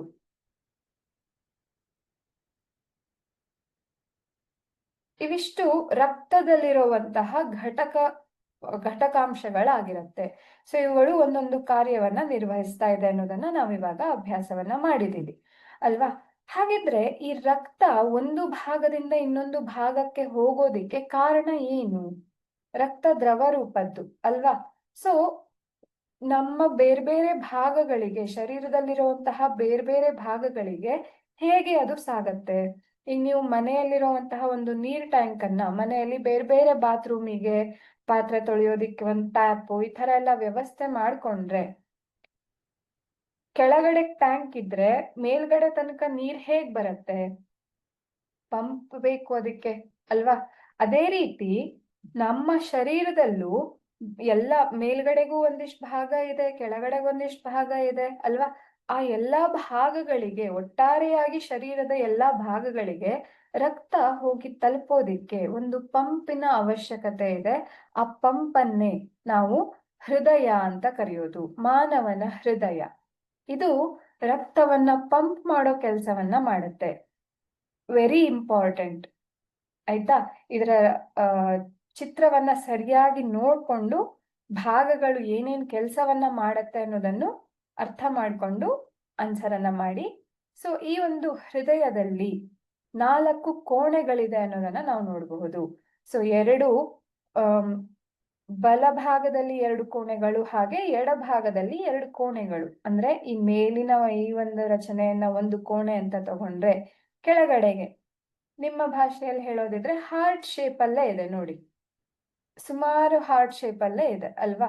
ಸೊ ಈ ಹಾರ್ಟ್ ಶೇಪಿನ 2 ರಚನೆಗಳಿರತ್ತೆ, ಹಾಗೆ ಮೇಲ್ಗಡೆಗೆ ಇನ್ನೊಂದು ಕೋಣೆ ಇದೆ. ಸೊ ಒಟ್ಟು 4 ಕೋಣೆಗಳನ್ನ ಹೊಂದಿದಂತಹ ಒಂದು ರಚನೆ ಆಗಿದೆ ಇದು. ಏನೇನು ಈ ಭಾಗಗಳನ್ನ ನೋಡ್ತಾ ಹೋಗಿ. ಈ ಮೊದಲನೇ ಕೋಣೆಯನ್ನ ಬಲ ಹೃತ್ಕರ್ಣ ಅಂತ ಕರೀತಾರೆ, ಹಾಗೆ ಎರಡನೆಯದು ಬಲ ಹೃತ್ಕುಕ್ಷಿ. ಹಾಗೆ ಮೂರನೇ ಭಾಗವನ್ನ ಅಥವಾ ಮೂರನೇ ಕೋಣೆಯನ್ನ ಎಡ ಹೃತ್ಕರ್ಣ ಅಂತ ಕರೆದ್ರೆ, 4ನೆಯ ಒಂದು ಭಾಗ ಎಡ ಹೃತ್ಕುಕ್ಷಿ. ಅಂದ್ರೆ 2 ಹೃತ್ಕುಕ್ಷಿಗಳು, 2 ಹೃತ್ಕರ್ಣಗಳು ಇರತ್ತೆ. ಒಂದು ಹೃದಯದಲ್ಲಿ 2 ಹೃತ್ಕರ್ಣ, 2 ಹೃತ್ಕುಕ್ಷಿ ಇರತ್ತೆ. ಒಟ್ಟಾರೆಯಾಗಿ 4 ಕೋಣೆಗಳಿರುವಂತಹ ಒಂದು ರಚನೆ ಆಗಿದೆ. ಇದರ ಗಾತ್ರ ನಮ್ಮ ಎಡಗೈ ಮುಷ್ಟಿ ಅಷ್ಟಿರತ್ತೆ. ಅಂದ್ರೆ ನಿಮ್ಮ ಹೃದಯದ ಗಾತ್ರ ನಿಮ್ಮ ಎಡಗೈ ಮುಷ್ಟಿ ಅಷ್ಟು. ನನ್ನ ಹೃದಯ ನನ್ನ ಎಡಗೈ ಮುಷ್ಟಿಯನ್ನ ನಾನು ಈ ರೀತಿಯಾಗಿ ಮಾಡಿದಾಗ ಎಷ್ಟು ಸೈಜ್ ಆಗತ್ತೋ ಆ ಸೈಜ್ ಅಲ್ಲಿ ಇರತ್ತೆ. ಪ್ರತಿಯೊಬ್ಬರಿಗೂ ಇದೇ ರೀತಿಯಾಗಿರತ್ತೆ. ಇಷ್ಟು ಸಣ್ಣ ಒಂದು ರಚನೆ ನಮ್ಮ ಇಡೀ ಶರೀರದಲ್ಲಿ ರಕ್ತ ಹರಿಯುವಂತೆ ಮಾಡೋದಿಕ್ಕೆ ಕೆಲಸವನ್ನ ನಿರ್ವಹಿಸ್ತಾನೆ ಇರತ್ತೆ. ಹಾಗಿದ್ರೆ ಯಾವ ರೀತಿ ಕೆಲಸ ಮಾಡುತ್ತೆ ಅನ್ನೋದನ್ನ ನೋಡೋಣ. ಇವುಗಳನ್ನ ಇದೆ ರಕ್ತ ಬರೋದಿಕ್ಕೆ ಮತ್ತೆ ರಕ್ತ ಹೋಗೋದಿಕ್ಕೆ ಇರುವಂತಹ ನಾಳಗಳನ್ನ ನಾವು ಅಪಧಮನಿ ಮತ್ತು ಅಭಿಧಮನಿ ಅಂತ ಕರಿತೀವಿ. ಆಯ್ತಾ? ರಕ್ತ ಹೊರಗಡೆ ಕಳಿಸುವಂತೆ ಮಾಡೋದು ಅಪಧಮನಿಗಳಾದ್ರೆ, ಅವುಗಳ ರಚನೆ ಒಂಥರ ಈಗ ನಾಳಗಳ ತರ ಇದ್ರೆ ಅವುಗಳ ಒಂದು ಹೊರ ಪದರ ತುಂಬಾ ಹೀಗೆ ದಪ್ಪನಾದ ರಚನೆಯನ್ನ ಹೊಂದಿರತ್ತೆ. ಇಲ್ಲಿಂದ ರಕ್ತ ಹೊರಗಡೆ ಹೋಗತ್ತೆ. ಯಾಕೆ ಅಂತ ಅಂದ್ರೆ, ಹೃದಯದಿಂದ ತುಂಬಾ ಫೋರ್ಸ್ ಇಂದ ರಕ್ತ ಹೊರಗಡೆ ಹೋಗ್ತಾ ಇರತ್ತೆ. ಇದು ಹಾಳಾಗಿ ಹೋಗ್ಬಾರ್ದು, ಹರಿದು ಹೋಗ್ಬಾರ್ದು ಅನ್ನೋ ಕಾರಣಕ್ಕೆ ಇದು ದಪ್ಪನಾದಂತಹ ಒಂದು ರಚನೆಯನ್ನ ಹೊಂದಿರತ್ತೆ. ಹಾಗೆ ಅಭಿಧಮನಿಗಳು ಹೃದಯಕ್ಕೆ ರಕ್ತವನ್ನ ತರುವಂತಹ ಕೆಲಸವನ್ನ ಮಾಡತ್ತೆ. ಇವುಗಳ ಒಂದು ಪದರ ಸ್ವಲ್ಪ ತೆಳುವಾಗಿರತ್ತೆ, ಇದರಷ್ಟು ದಪ್ಪನಾಗೇನಿರೋದಿಲ್ಲ, ಆದ್ರೆ ಕವಾಟಗಳನ್ನ ಹೊಂದಿರತ್ತೆ, ಈ ರೀತಿಯ ಕವಾಟ ರಚನೆಯನ್ನ ಹೊಂದಿರತ್ತೆ. ಸೊ ರಕ್ತವನ್ನ ಹೃದಯಕ್ಕೆ ತರುವಂತಹ ಒಂದು ಭಾಗವನ್ನ ನಾವು ಅಭಿಧಮನಿ ಅಂತ ಕರಿತೀವಿ. ರಕ್ತವನ್ನ ಹೊರಗಡೆಗೆ ತಗೊಂಡು ಹೃದಯದಿಂದ ಹೊರಗಡೆಗೆ ಸಾಗಿಸುವಂತಹ, ದೇಹದ ಬೇರೆ ಬೇರೆ ಭಾಗಗಳಿಗೆ ಸಾಗಿಸುವಂತಹ ನಾಳಗಳನ್ನ ಅಪಧಮನಿಗಳು ಅಂತ ಕರಿತೀವಿ. ಸೊ ನಾವಿವಾಗ ಹೃತ್ಕರ್ಣ, ಹೃತ್ಕುಕ್ಷಿಗಳನ್ನ, ಹಾಗೆ ಅಪಧಮನಿ, ಅಭಿಧಮನಿ ಅಂದ್ರೆ ಏನು ಅನ್ನೋದನ್ನ ನೋಡಿದೀವಿ ಅಲ್ವಾ. ಸೊ ಹೃದಯದಲ್ಲಿ ಹೇಗೆ ಕೆಲಸ ಆಗತ್ತೆ ಅನ್ನೋದನ್ನು ಇವಾಗ ಅಭ್ಯಾಸ ಮಾಡೋಣ. ಈ ಉಚ್ಚ ಮತ್ತು ನೀಚ ಅಭಿಧಮನಿ ಅಂತ ನೀವೇನ್ ನೋಡ್ತಾ ಇದ್ದೀರಾ, ಈ ನೀಚ ಅಭಿಧಮನಿ ಶರೀರದ ಅಂದ್ರೆ ಹೃದಯಕ್ಕಿಂತ ಕೆಳಗಡೆಗೆ ಇರುವಂತಹ ಭಾಗಗಳಿಂದ, ಕಾಲುಗಳಾಗಿರಬಹುದು, ತೊಡೆ ಇರಬಹುದು, ಹೊಟ್ಟೆ ಭಾಗ ಇರಬಹುದು, ಅಲ್ಲಿಂದ ರಕ್ತ ಹೃದಯಕ್ಕೆ ಬರೋದಿಕ್ಕೆ ಈ ನೀಚ ಅಭಿಧಮನಿಗಳು ರಕ್ತವನ್ನ ತರುವಂತಹ ಕೆಲಸವನ್ನ ಮಾಡತ್ತೆ. ಇನ್ನು ಹೃದಯದಿಂದ ಮೇಲಕ್ಕೆ ಕುತ್ತಿಗೆ, ತಲೆ ಎಲ್ಲ ಇದೆ ಅಲ್ವಾ, ಸೊ ಅಲ್ಲಿಂದ ರಕ್ತ ಹೃದಯಕ್ಕೆ ತರೋ ಕೆಲಸವನ್ನ ಉಚ್ಚ ಅಭಿಧಮನಿಗಳು ಮಾಡುತ್ತೆ. ಸೊ ಎರಡು ಅಭಿಧಮನಿಗಳು ರಕ್ತದ ಬೇರೆ ಬೇರೆ ಭಾಗಗಳಿಂದ, ನೀಚ ಅಂತ ಅಂದ್ರೆ ಕೆಳಗಡೆ ಭಾಗದಿಂದ ತರುವಂತಹದ್ದು, ಉಚ್ಚ ಅಂತ ಅಂದ್ರೆ ಮೇಲ್ಗಡೆ ಭಾಗದಿಂದ ರಕ್ತವನ್ನ ಹೃದಯಕ್ಕೆ ತರುವಂತಹ ಕೆಲಸವನ್ನ ಮಾಡ್ತಾ ಇದೆ. ನೀವು ಈ ಬಾಣದ ಗುರುತನ್ನ ಗಮನಿಸಿದ್ರೆ ಹೀಗೆ ಹೃದಯದ ಒಳಗಡೆ ಬರ್ತಾ ಇರೋದನ್ನ ನೀವು ಗಮನಿಸಬಹುದು. ಸೊ ಈ ರೀತಿಯಾಗಿ ಹೃದಯಕ್ಕೆ ರಕ್ತವನ್ನ ತರುವಂತಹ ಕೆಲಸವನ್ನ ಅಭಿಧಮನಿಗಳು ಮಾಡುತ್ತೆ. ಹಾಗೆ ಇಲ್ಲಿ ಎಡ ಹೃತ್ಕರ್ಣ ಮತ್ತೆ ಎಡ ಹೃತ್ಕುಕ್ಷಿಗಳು ಹೃದಯದಲ್ಲಿರುವಂತಹ ಒಂದು ರಕ್ತವನ್ನ ಅಪಧಮನಿಗಳ ಮೂಲಕ, ನೀವಿದು ಬಾಣದ ಗುರುತನ್ನ ಗಮನಿಸಿದ್ರೆ ನಿಮಗ್ ಗೊತ್ತಾಗ್ತಾ ಇದೆ. ಹೀಗೆ ಇಲ್ಲಿ ಬಂದಂತಹ ಇದು ಎಲ್ಲಿಂದ ಬರ್ತಾ ಇದೆ ಅನ್ನೋದನ್ನು ನಾವು ಅಭ್ಯಾಸ ಮಾಡೋಣ. ಸೊ ಹೃದಯಕ್ಕೆ ಬಂದಂತಹ ರಕ್ತವನ್ನ ಹೀಗೆ ಅಪಧಮನಿಗಳು, ಬಾಣದ ಗುರುತನ್ನ ಗಮನಿಸ್ತಾ ಹೋಗಿ, ಫಾಲೋ ಮಾಡಿ. ಸೊ ಅಲ್ಲಿಂದ ಹೊರಗಡೆಗೆ ಹಾಕುವಂತಹ ಕೆಲಸವನ್ನ ಅಪಧಮನಿ ಮಾಡತ್ತೆ. ಅದರಲ್ಲಿ ಮುಖ್ಯವಾಗಿ ಈ ಹೃತ್ಕುಕ್ಷಿಗೆ ಕನೆಕ್ಟ್ ಆಗಿರುವಂತಹ ಒಂದು ಅಪಧಮನಿಯನ್ನ ಮಹಾ ಅಪಧಮನಿ ಅಂತ ಕರೀತಾರೆ. ಅಂದ್ರೆ ಮುಖ್ಯವಾದಂತಹ ಅಪಧಮನಿ ದೊಡ್ಡ ಗಾತ್ರದಲ್ಲಿ ಇರತ್ತೆ, ಹಾಗಾಗಿ ಇದು ಮಹಾ ಅಪಧಮನಿ ಆಗಿರತ್ತೆ. ಆಯ್ತಾ, ಇವಿಷ್ಟು ಹೃದಯದ ಭಾಗಗಳು. ಇನ್ನು ಯಾವ ರೀತಿಯಾಗಿ ರಕ್ತ ಇಲ್ಲಿ ಪಂಪ್ ಆಗತ್ತೆ ಅನ್ನೋದನ್ನು ನಾವು ನೋಡೋಣ. ನೀವು ಈ ಒಂದು ವಿಡಿಯೋದಲ್ಲಿ ಗಮನಿಸ್ತಾ ಇರಬಹುದು, ಇಲ್ಲಿಂದ ಈ ಬಾಣದ ಗುರುತನ್ನೇ ನೀವು ಫಾಲೋ ಮಾಡಿದ್ರೆ ಕಾಣಿಸ್ತಾ ಇದೆ ಅಲ್ವಾ, ರಕ್ತ ಹೇಗೆ ಬಂದು ಹೇಗೆ ಮುಂದಕ್ಕೆ ಸಾಗ್ತಾ ಇದೆ ಅನ್ನೋದು. ಈ ರೀತಿಯಾಗಿ ರಕ್ತದ ಚಲನೆ ಆಗತ್ತೆ.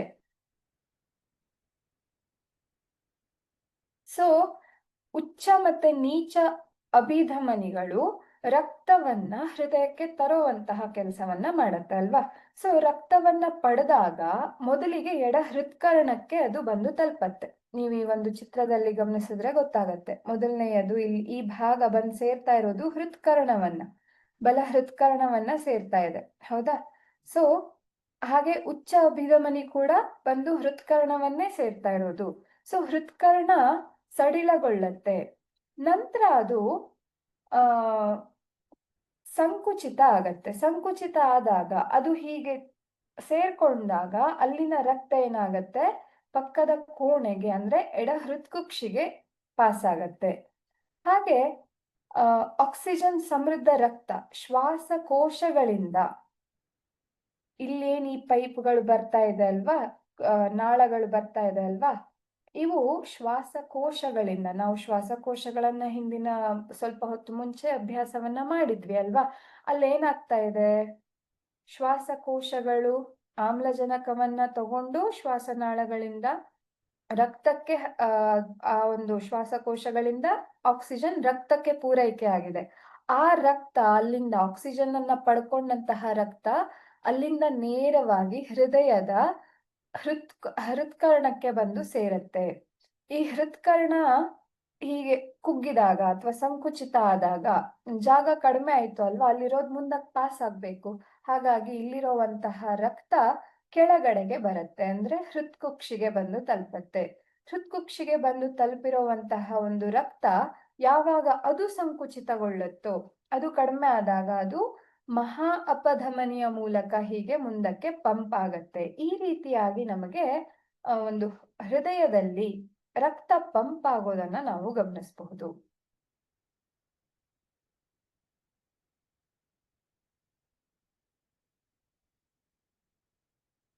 ಸೊ ಆಕ್ಸಿಜನ್ ಸಮೃದ್ಧ ರಕ್ತ ಶ್ವಾಸಕೋಶಗಳಿಂದ ತೆಳುವಾದ ಭಿತ್ತಿ ಇರುವ ಹೃದಯದ ಮೇಲಿನ ಕೋಣೆ ಅಂದ್ರೆ ಎಡ ಹೃತ್ಕರ್ಣಕ್ಕೆ ಬರುತ್ತೆ. ಇಲ್ಲಿದು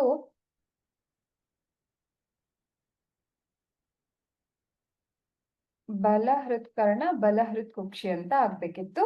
ಸೊ ಎಡ ಹೃತ್ಕರ್ಣಕ್ಕೆ ಬರುತ್ತೆ. ಬಂದ ನಂತರ ಅಲ್ಲಿ ಯಾವಾಗ ಅಲ್ಲೂ ಸ್ನಾಯುಗಳಿರತ್ತೆ, ಆ ಸ್ನಾಯುಗಳು ಸಂಕುಚಿತ ಆದಾಗ ಅಂದ್ರೆ ಹೀಗೆ ಕಡಿಮೆ ಆದಾಗ, ಹೀಗೆ ಅಗಲ ಆಗೋದು ಮತ್ತೆ ಕಡಿಮೆ ಆಗೋದು.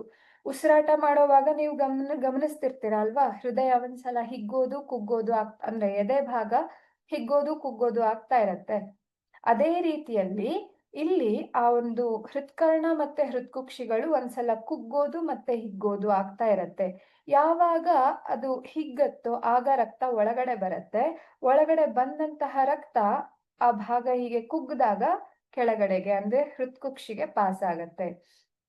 ಹೃತ್ಕುಕ್ಷಿ ಮತ್ತೆ ಕುಗ್ಗದಾಗ ಅದು ಅಪಧಮನಿಯ ಮೂಲಕ ದೇಹದ ಬೇರೆ ಭಾಗಕ್ಕೆ ಸರಬರಾಜು ಆಗತ್ತೆ. ಈ ರೀತಿಯಾಗಿ ನಾವು ರಕ್ತ ಹೃದಯದಿಂದ ಪಂಪ್ ಆಗೋದನ್ನ ನಾವಿಲ್ಲಿ ನೋಡಬಹುದು.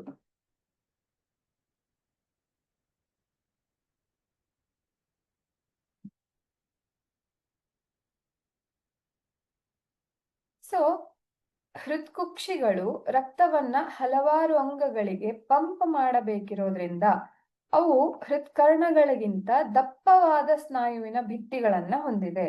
ಸೊ ನೀವು ಈ ಚಿತ್ರವನ್ನ ಗಮನಿಸಿದ್ರೆ ಇಲ್ಲಿ ನೋಡಿ, ದಪ್ಪವಾದಂತಹ ಒಂದು ಸ್ನಾಯುವಿನ ರಚನೆ ಕಾಣಿಸ್ತಾ ಇದೆ ಅಲ್ವಾ.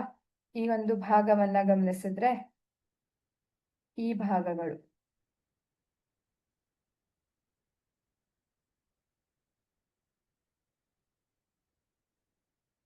ಸೊ ಇದೇನು ಅಂತ ಅಂದ್ರೆ ಇಲ್ಲಿ ಒತ್ತಡದಲ್ಲಿ ರಕ್ತ ಬೇರೆ ಬೇರೆ ಭಾಗಗಳಿಗೆ ಪಂಪ್ ಆಗ್ಬೇಕಾಗಿರತ್ತೆ. ಸೊ ಇದು ಹಾಳಾಗಬಾರ್ದು ಅನ್ನೋ ಕಾರಣಕ್ಕೆ ದಪ್ಪನಾದಂತಹ ಸ್ನಾಯುವಿನ ರಚನೆ ಇರುತ್ತೆ.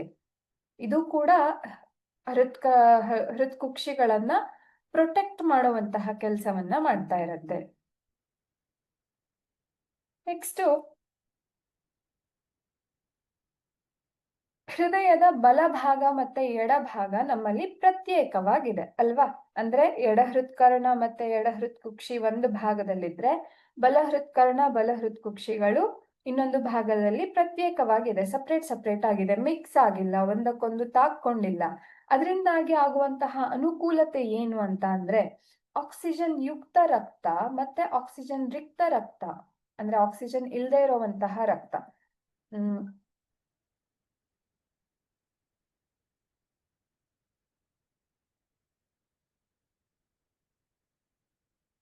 ಇಲ್ಲಿ ಶರೀರದಿಂದ ಹೀಗೆ ಅಭಿಧಮನಿಯ ಮೂಲಕ ಬರುವಂತಹ ರಕ್ತ ಏನಿದೆ ಇದರಲ್ಲಿ ಆಕ್ಸಿಜನ್ ಇರೋದಿಲ್ಲ. ಇದೇನ್ ಮಾಡಿರತ್ತೆ, ಕಾರ್ಬನ್ ಡೈಆಕ್ಸೈಡ್ ಅನ್ನ ತಗೊಂಡ್ ಬಂದಂತಹ ರಕ್ತ ಆಗಿರತ್ತೆ. ಆಯ್ತಾ. ಸೊ ಇಲ್ಲಿ ಈ ಶ್ವಾಸಕಾಂಗ ವ್ಯೂಹದಿಂದ ಅಥವಾ ಶ್ವಾಸಕೋಶದಿಂದ ಬಂದಂತಹ ಒಂದು ರಕ್ತನಾಳಗಳು ಆಕ್ಸಿಜನ್ ಇರುವಂತಹ ರಕ್ತವನ್ನ ತಂದಿರತ್ತೆ.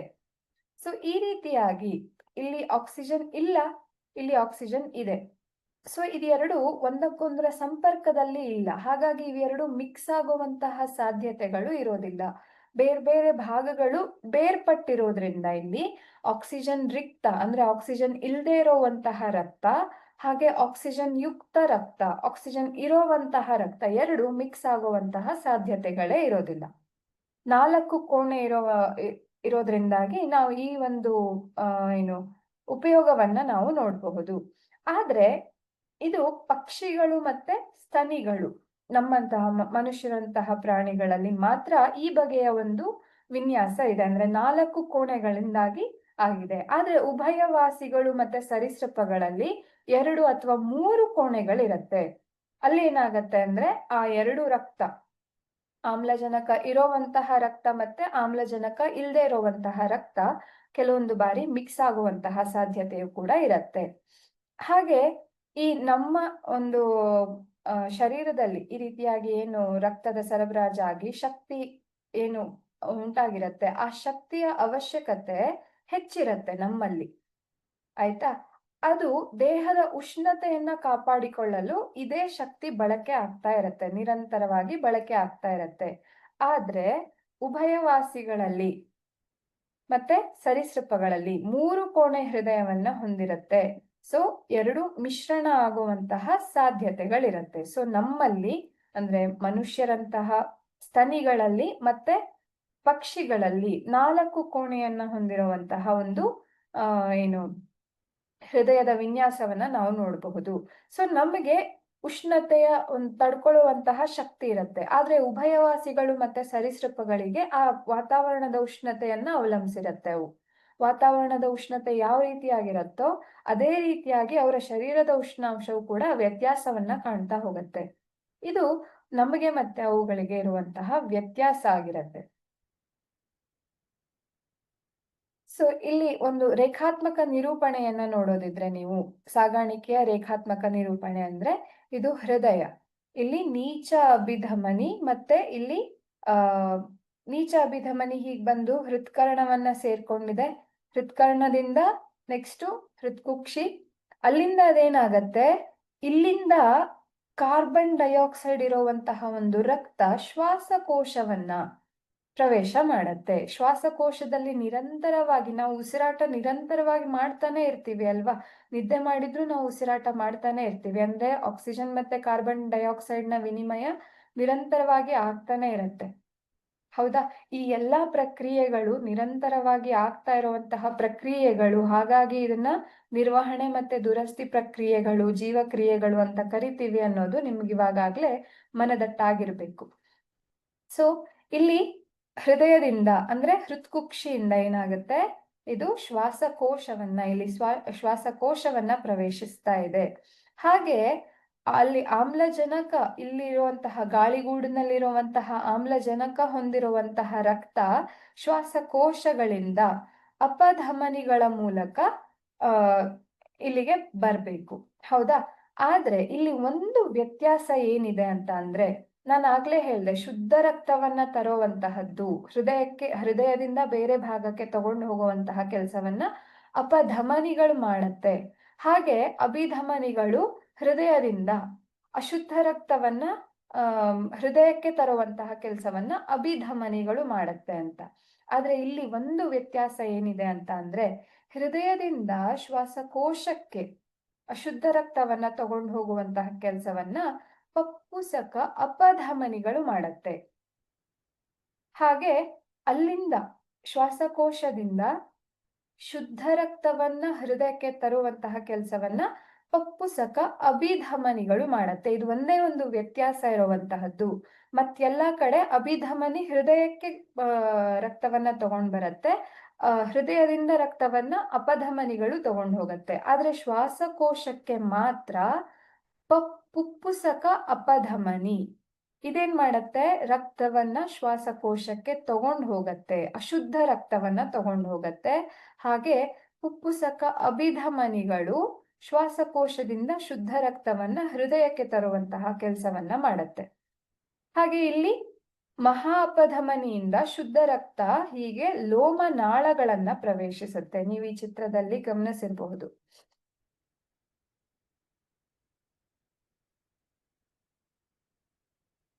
ಒಂದು ನಿಮಿಷ.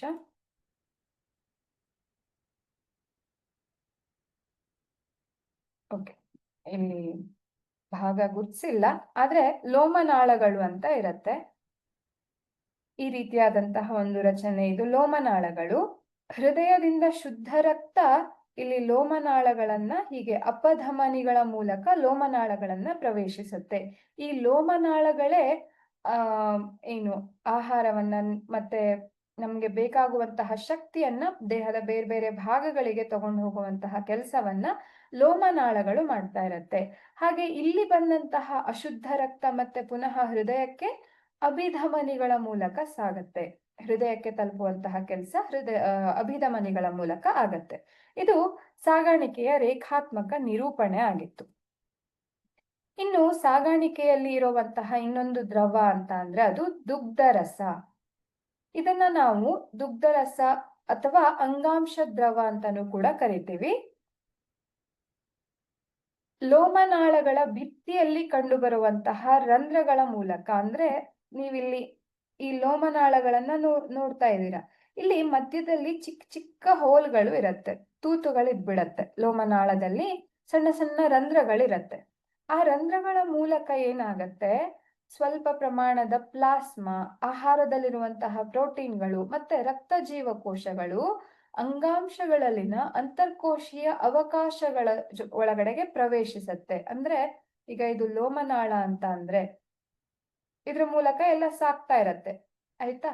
ಇಲ್ಲಿ ಎಲ್ಲೋ ಹೋಲ್ ಇತ್ತು, ಈ ಹೋಲ್ನ ಮೂಲಕ ಸ್ವಲ್ಪ ಹೊರಗಡೆ ಬಂದ್ಬಿಟ್ಟು ಅದೇನಾಗತ್ತೆ, ಅಂಗಾಂಶದಲ್ಲಿರುವಂತಹ ಅಂತರ್ಕೋಶೀಯ ಅವಕಾಶ, ಅಂದ್ರೆ ಎರಡೆರಡು ಕೋಶದ ಮಧ್ಯ ಎಲ್ಲೋ ಒಂದು ಜಾಗ ಇದ್ರೆ ಅಲ್ಲಿ ಎಲ್ಲ ಹೋಗಿ ಸೇರ್ಕೊಬಿಡತ್ತೆ. ಆ ರೀತಿಯಾಗಿ ಸೇರ್ಕೊಂಡದೇನಾಗತ್ತೆ, ಅಂಗಾಂಶ ದ್ರವ ಆಗತ್ತೆ, ಅಥವಾ ಅದನ್ನೇ ದುಗ್ಧರಸ ಅಂತ ಕರಿತೀವಿ. ಸೊ ಇದು ದುಗ್ಧರಸ ಹೇಗೆ ಉಂಟಾಗತ್ತೆ ಅನ್ನೋದನ್ನ ನಾವಿಲ್ಲಿ ಗಮನಿಸಬಹುದು. ಸೊ ಇಲ್ಲಿ ಅದರ ಒಂದು ಚಿತ್ರವನ್ನ ನೋಡಬಹುದು ನೀವು. ಇಲ್ಲಿ ರಕ್ತ ಹರಿದು ಬರ್ತಾ ಇದೆ. ಆ ರಕ್ತ ಹರಿದು ಬರ್ತಾ ಇರೋದು ಸ್ವಲ್ಪ ಪ್ರಮಾಣದಲ್ಲಿ ಹೀಗೆ ಹೊರಗಡೆ ಹೋಗಿ ಏನಾಗತ್ತೆ, ದುಗ್ಧರಸ ಆಗ್ತಾ ಇರುವಂತಹದ್ದು. ಇದೇನ್ ಮಾಡತ್ತೆ ಅಂದ್ರೆ ರಕ್ತದಲ್ಲಿನ ಪ್ಲಾಸ್ಮಾದಂತೆನೆ ಇರತ್ತೆ ಇದು, ಆದ್ರೆ ಬಣ್ಣ ರಹಿತವಾಗಿರತ್ತೆ. ಅಂದ್ರೆ ಇದಕ್ಕೆ ಯಾವುದೇ ಬಣ್ಣ ಇರೋದಿಲ್ಲ, ಹಾಗೆ ಕಡಿಮೆ ಪ್ರೋಟೀನ್ ಅನ್ನ ಹೊಂದಿರತ್ತೆ. ಇದು ದುಗ್ಧರಸದ ಲಕ್ಷಣ ಆಗಿರುತ್ತೆ. ಇನ್ನು ಅಂತರ್ಕೋಶೀಯ ಅವಕಾಶಗಳ ಮೂಲಕ ದುಗ್ಧರಸ ದುಗ್ಧ ಲೋಮನಾಳಗಳಲ್ಲಿ ಹರಿಯುತ್ತೆ. ಅವುಗಳು ಒಂದುಗೂಡಿ ದೊಡ್ಡ ದುಗ್ಧ ನಾಳಗಳನ್ನ ಉಂಟು ಮಾಡುತ್ತೆ. ಸೊ ಇವು ಮತ್ತೆ ಅಭಿಧಮನಿಗಳಿಗೆ ತೆರೆದುಕೊಳ್ಳತ್ತೆ. ಈ ಒಂದು ದುಗ್ಧ ನಾಳಗಳೇನ್ ಮಾಡ್ತಾ ಇರತ್ತೆ, ಅವು ಅಭಿಧಮನಿಗಳಿಗೆ ತೆರೆದುಕೊಳ್ತಾ ಇರತ್ತೆ. ಈ ದುಗ್ಧರಸ ಜೀರ್ಣವಾದಂತಹ ಮತ್ತೆ ಕರುಳಿನಿಂದ ಹೀರಲ್ಪಟ್ಟ ಕೊಬ್ಬನ್ನ ಸಾಗಿಸುವಂತಹ ಕೆಲಸವನ್ನ ಮಾಡುತ್ತೆ. ನಮ್ಮ ಶರೀರದಲ್ಲಿ ಕೊಬ್ಬು ಜೀರ್ಣ ಆಗಿರತ್ತೆ ಅಲ್ವಾ, ಅಂದ್ರೆ ಮೇದಾಮ್ಲವಾಗಿ ಪರಿವರ್ತನೆ ಆಗಿರತ್ತೆ. ಸೊ ಅದನ್ನ ನಾವಲ್ಲ, ದುಗ್ಧರಸ ಬೇರೆ ಬೇರೆ ಭಾಗಗಳಿಗೆ ಸಾಗಿಸುವಂತಹ ಕೆಲಸವನ್ನ ದುಗ್ಧರಸ ಮಾಡುತ್ತೆ. ಹಾಗೆ ಜೀವಕೋಶದ ಹೊರಗಡೆಗೆ ಅಧಿಕ ದ್ರವ ಪದಾರ್ಥವನ್ನ ಮರಳಿ ರಕ್ತಕ್ಕೆ ಸಾಗಿಸುತ್ತೆ. ಜೀವಕೋಶದಲ್ಲಿ ಒತ್ತಡದ ಆಧಾರದ ಮೇಲೆ ಜೀವಕೋಶದ ಒಳಗಡೆಗೆ ಹಾಗೆ ಹೊರಗಡೆಗೆ ದ್ರವಗಳ ಹರಿಯುವಿಕೆ ಆಗ್ತಾ ಇರತ್ತೆ ಅಲ್ವಾ, ನೀರು ಈ ರೀತಿಯ ಅಂಶಗಳು ಹರಿಯುವಿಕೆ ಆಗ್ತಾ ಇರತ್ತೆ. ಆ ದ್ರವ ರೂಪದ ವಸ್ತುಗಳನ್ನ, ಜೀವಕೋಶದ ಹೊರಗಡೆಗೆ ಇರುವಂತಹ ವಸ್ತುಗಳನ್ನ ಅದು ಪುನಃ ರಕ್ತಕ್ಕೆ ತರುವಂತಹ ಕೆಲಸವನ್ನು ಕೂಡ ದುಗ್ಧರಸ ಮಾಡ್ತಾ ಇರತ್ತೆ. ಸೊ ಇದು ದುಗ್ಧರಸದ ಕೆಲಸ ಅಥವಾ ಕಾರ್ಯ ಅನ್ನೋದನ್ನ ನಾವಿಲ್ಲಿ ಅರ್ಥ ಮಾಡ್ಕೊಳ್ಬಹುದು. ಸೊ ಈ ರೀತಿಯಾಗಿ ಮನುಷ್ಯನ ಶರೀರದಲ್ಲಿ ಸಾಗಾಣಿಕೆ ಈ ರೀತಿಯಾಗಿ ಆಗ್ತಾ ಇರತ್ತೆ. ಇನ್ನು ಸಸ್ಯಗಳಲ್ಲಿ ಯಾವ ರೀತಿಯ ಸಾಗಾಣಿಕೆ ಆಗತ್ತೆ ಅನ್ನೋದನ್ನ ನೋಡೋಣ. ಸಸ್ಯಗಳಲ್ಲಿ ಸಾಗಾಣಿಕೆ ವ್ಯವಸ್ಥೆಗಳು ಸಂಗ್ರಾಹಕ ಶಕ್ತಿಯನ್ನ ಎಲೆಗಳಿಂದ ಮತ್ತೆ ಕಚ್ಚಾ ಪದಾರ್ಥಗಳನ್ನ ಬೇರುಗಳಿಂದ ಸಂಗ್ರಹಿಸುತ್ತೆ. ಅಂದ್ರೆ ಸಸ್ಯಗಳಲ್ಲಿ ದ್ಯುತಿ ಸಂಶ್ಲೇಷಣೆ ಆಗ್ಬೇಕು ಅಲ್ವಾ. ಸೊ ನಾವು ಈ ದ್ಯುತಿ ಸಂಶ್ಲೇಷಣೆ ಕ್ರಿಯೆಯನ್ನ ಓದುವಾಗ ನೋಡಿದ್ವಿ, ಬೇರುಗಳಿಂದ ನೀರು ಮತ್ತೆ ಲವಣಗಳು ಖನಿಜಗಳು ಹೀರಲ್ಪಡತ್ತೆ ಅಂತ. ಅಂದ್ರೆ ಅದು ಹೀರಿಕೆ ಆಗ್ತಾ ಇದೆ ಅಂತ ಅಂದ್ರೆ ಸಾಗಣೆ ಆಗತ್ತೆ ಅಲ್ವಾ. ಸೊ ಕಚ್ಚಾ ಪದಾರ್ಥಗಳು ಬೇರುಗಳಿಂದ ಆಗತ್ತೆ, ಹಾಗೆ ಶಕ್ತಿ ಎಲೆಗಳಿಂದ ಉಂಟಾಗ್ತಾ ಇರತ್ತೆ. ಸಂಗ್ರಾಹಕ ಶಕ್ತಿ ಎಲೆಗಳಿಂದ ಆಗ್ತಾ ಇರತ್ತೆ ಅನ್ನೋದನ್ನ ನಾವು ನೋಡಿದೀವಿ. ಸೊ ಈ ಎರಡು ಮಾರ್ಗಗಳು ಸ್ವತಂತ್ರವಾಗಿ ಸಂಘಟಿಸಿದ ಸಾಗಾಣಿಕಾ ಕೊಳವೆಯಂತೆ ನಿರ್ಮಿಸಲ್ಪಟ್ಟಿದೆ. ಸೊ ಮೊದಲನೇದನ್ನ ಝೈಲಮ್ ಅಂತ ಕರೀತಾರೆ, ಇನ್ನೊಂದು ಫ್ಲೋಯಂ. ಏನಿದು ಅಂತ ನೋಡೋದಿದ್ರೆ, ಈಗ ನಾನು ಹೇಳ್ದೆ ಮಣ್ಣಿನಿಂದ ನಮಗೆ ನೀರು ಮತ್ತೆ ಲವಣಗಳನ್ನ ಹೀರ್ಕೊಂಡು ಅದು ದ್ಯುತಿ ಸಂಶ್ಲೇಷಣೆ ನಡೆಯುವಂತಹ ಜಾಗದವರೆಗೆ ಬಂದು ತಲುಪಬೇಕು. ಆ ಒಂದು ಕೆಲಸವನ್ನ ಝೈಲಮ್ ಈ ನಾಳಗಳು ಮಾಡತ್ತೆ. ಅದೇ ಎಲೆಗಳಲ್ಲಿ ಪತ್ರಹರಿತಿನ ಸಹಾಯದಿಂದ ಎಲೆಗಳಲ್ಲಿ ಆಹಾರ ಉಂಟಾಗತ್ತೆ. ಸೊ ಆ ಆಹಾರ ಉತ್ಪತ್ತಿಯಾದಂತಹ ಆಹಾರವನ್ನ ದ್ಯುತಿ ಸಂಶ್ಲೇಷಣೆ ಕ್ರಿಯೆಯಲ್ಲಿ ಆಹಾರ ರೆಡಿ ಮಾಡ್ಕೊಂಡಿರತ್ತೆ. ಅದನ್ನ ಸಸ್ಯದ ಬೇರೆ ಬೇರೆ ಭಾಗಗಳಿಗೆ ಕಳಿಸುವಂತಹ ಕೆಲಸವನ್ನ ಫ್ಲೋಯಂಗಳು ಮಾಡುತ್ತೆ. ಈ ರೀತಿ ಬೇರೆ ಬೇರೆ ಎರಡು ಸ್ವತಂತ್ರ ಮಾರ್ಗಗಳನ್ನ ನಾವು ಸಾಗಾಣಿಕಾ ಕೊಳವೆಗಳನ್ನ ನಾವು ನೋಡಬಹುದು. ಇದು ಒಂದು ಸಾಗಾಣಿಕಾ ಕೊಳವೆ ಆದ್ರೆ ಇದರಲ್ಲಿ ಸಸ್ಯಕ್ಕೆ ಆಹಾರ ಉಂಟು ಮಾಡೋದಿಕ್ಕೆ ಅವಶ್ಯಕ ಇರುವಂತಹ ಕಚ್ಚಾ ಪದಾರ್ಥಗಳನ್ನ ಸಾಗಾಣಿಕೆನ ಗಮನಿಸಿದ್ರೆ ಫ್ಲೋಯಂ ಆಹಾರವನ್ನ ಸಾಗಿಸುವಂತಹ ಕೆಲಸವನ್ನ ಮಾಡುತ್ತೆ ಅನ್ನೋದನ್ನ ನಾವಿಲ್ಲಿ ನೋಡಬಹುದು.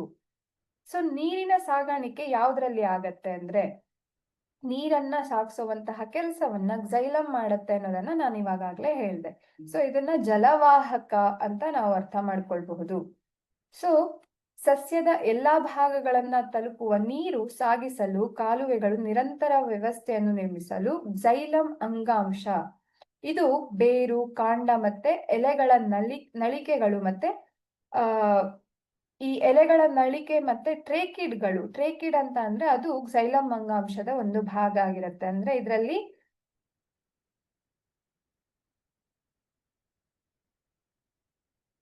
ಝೈಲಂ ನಾರು, ಹಾಗೆ ಝೈಲಂ ಪ್ಯಾರಂಕೈಮ,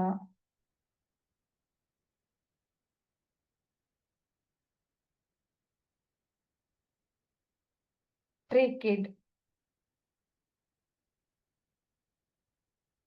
ಹಾಗೆ ಝೈಲಂ ನಾಳ, ಈ ರೀತಿಯಾಗಿ ಭಾಗಗಳು ಇರತ್ತೆ.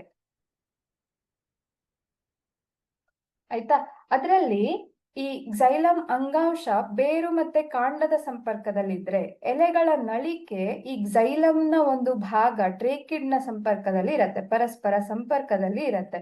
ಹಾಗಾಗಿ ನೀರಿನ ಸಾಗಾಣಿಕೆ ಆಗೋದು ಝೈಲಂ ಇಂದ ಅನ್ನೋದನ್ನ ನಾವಿಲ್ಲಿ ಗಮನಿಸಬಹುದು. ಸೊ ಇದನ್ನ ಸಸ್ಯಗಳ ಜಲವಾಹಕ ಅಂತ ಕರೀತಾರೆ. ಸಸ್ಯಗಳಲ್ಲಿನ ಜಲವಾಹಕ ಝೈಲಂ ಅಂಗಾಂಶ ಆಗಿರುತ್ತೆ. ಸೊ ಬೇರುಗಳು ಮಣ್ಣಿನ ಸಂಪರ್ಕದಲ್ಲಿ ಇರತ್ತೆ.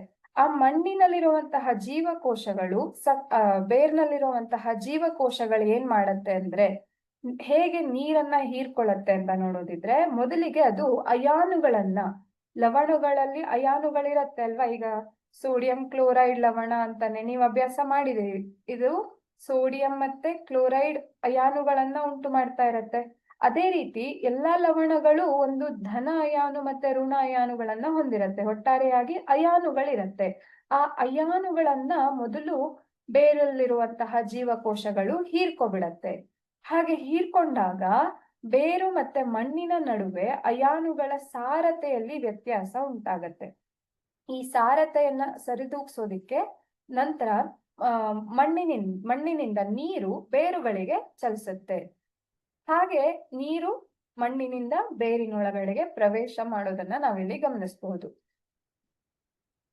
ಅಲ್ಲಿ ಬೇರ್ನಲ್ಲಿರುವಂತಹ ಝೈಲಂ ನಾಳ ನೀರನ್ನ ಸ್ಥಿರವಾದ ಚಲನೆಯನ್ನ ಉಂಟು ಮಾಡುತ್ತೆ. ಅಂದ್ರೆ ಒಂದು ಸ್ತಂಭದ ರೀತಿಯಲ್ಲಿ, ಅಂದ್ರೆ ನೇರವಾಗಿ ಹೀಗೆ ಗಿಡ ಹೀಗಿದೆ ಅಂತ ಅಂದ್ರೆ ಇಲ್ಲಿ ಬೇರ್ಗಳೆಲ್ಲ ಇದೆ ಅಂತ ಅಂದ್ರೆ ಇದು ಮಣ್ಣು ಮತ್ತೆ ನೀರನ್ನ ಹೀಗೆ ಹೀರ್ಕೊಂಡ್ರೆ ನೆಕ್ಸ್ಟ್ ಈ ಹೀರಿಕೊಂಡಂತಹ ನೀರು ಹೀಗೆ ಉದ್ದವಾದ ಸ್ತಂಭದ ರೀತಿಯಲ್ಲಿ ಚಲಿಸುವಂತೆ ಈ ಝೈಲಂ ನಾಳದ ಒಳಗಡೆಗೆ ಈ ರೀತಿ ಚಲಿಸುವಂತೆ ಮಾಡುತ್ತೆ.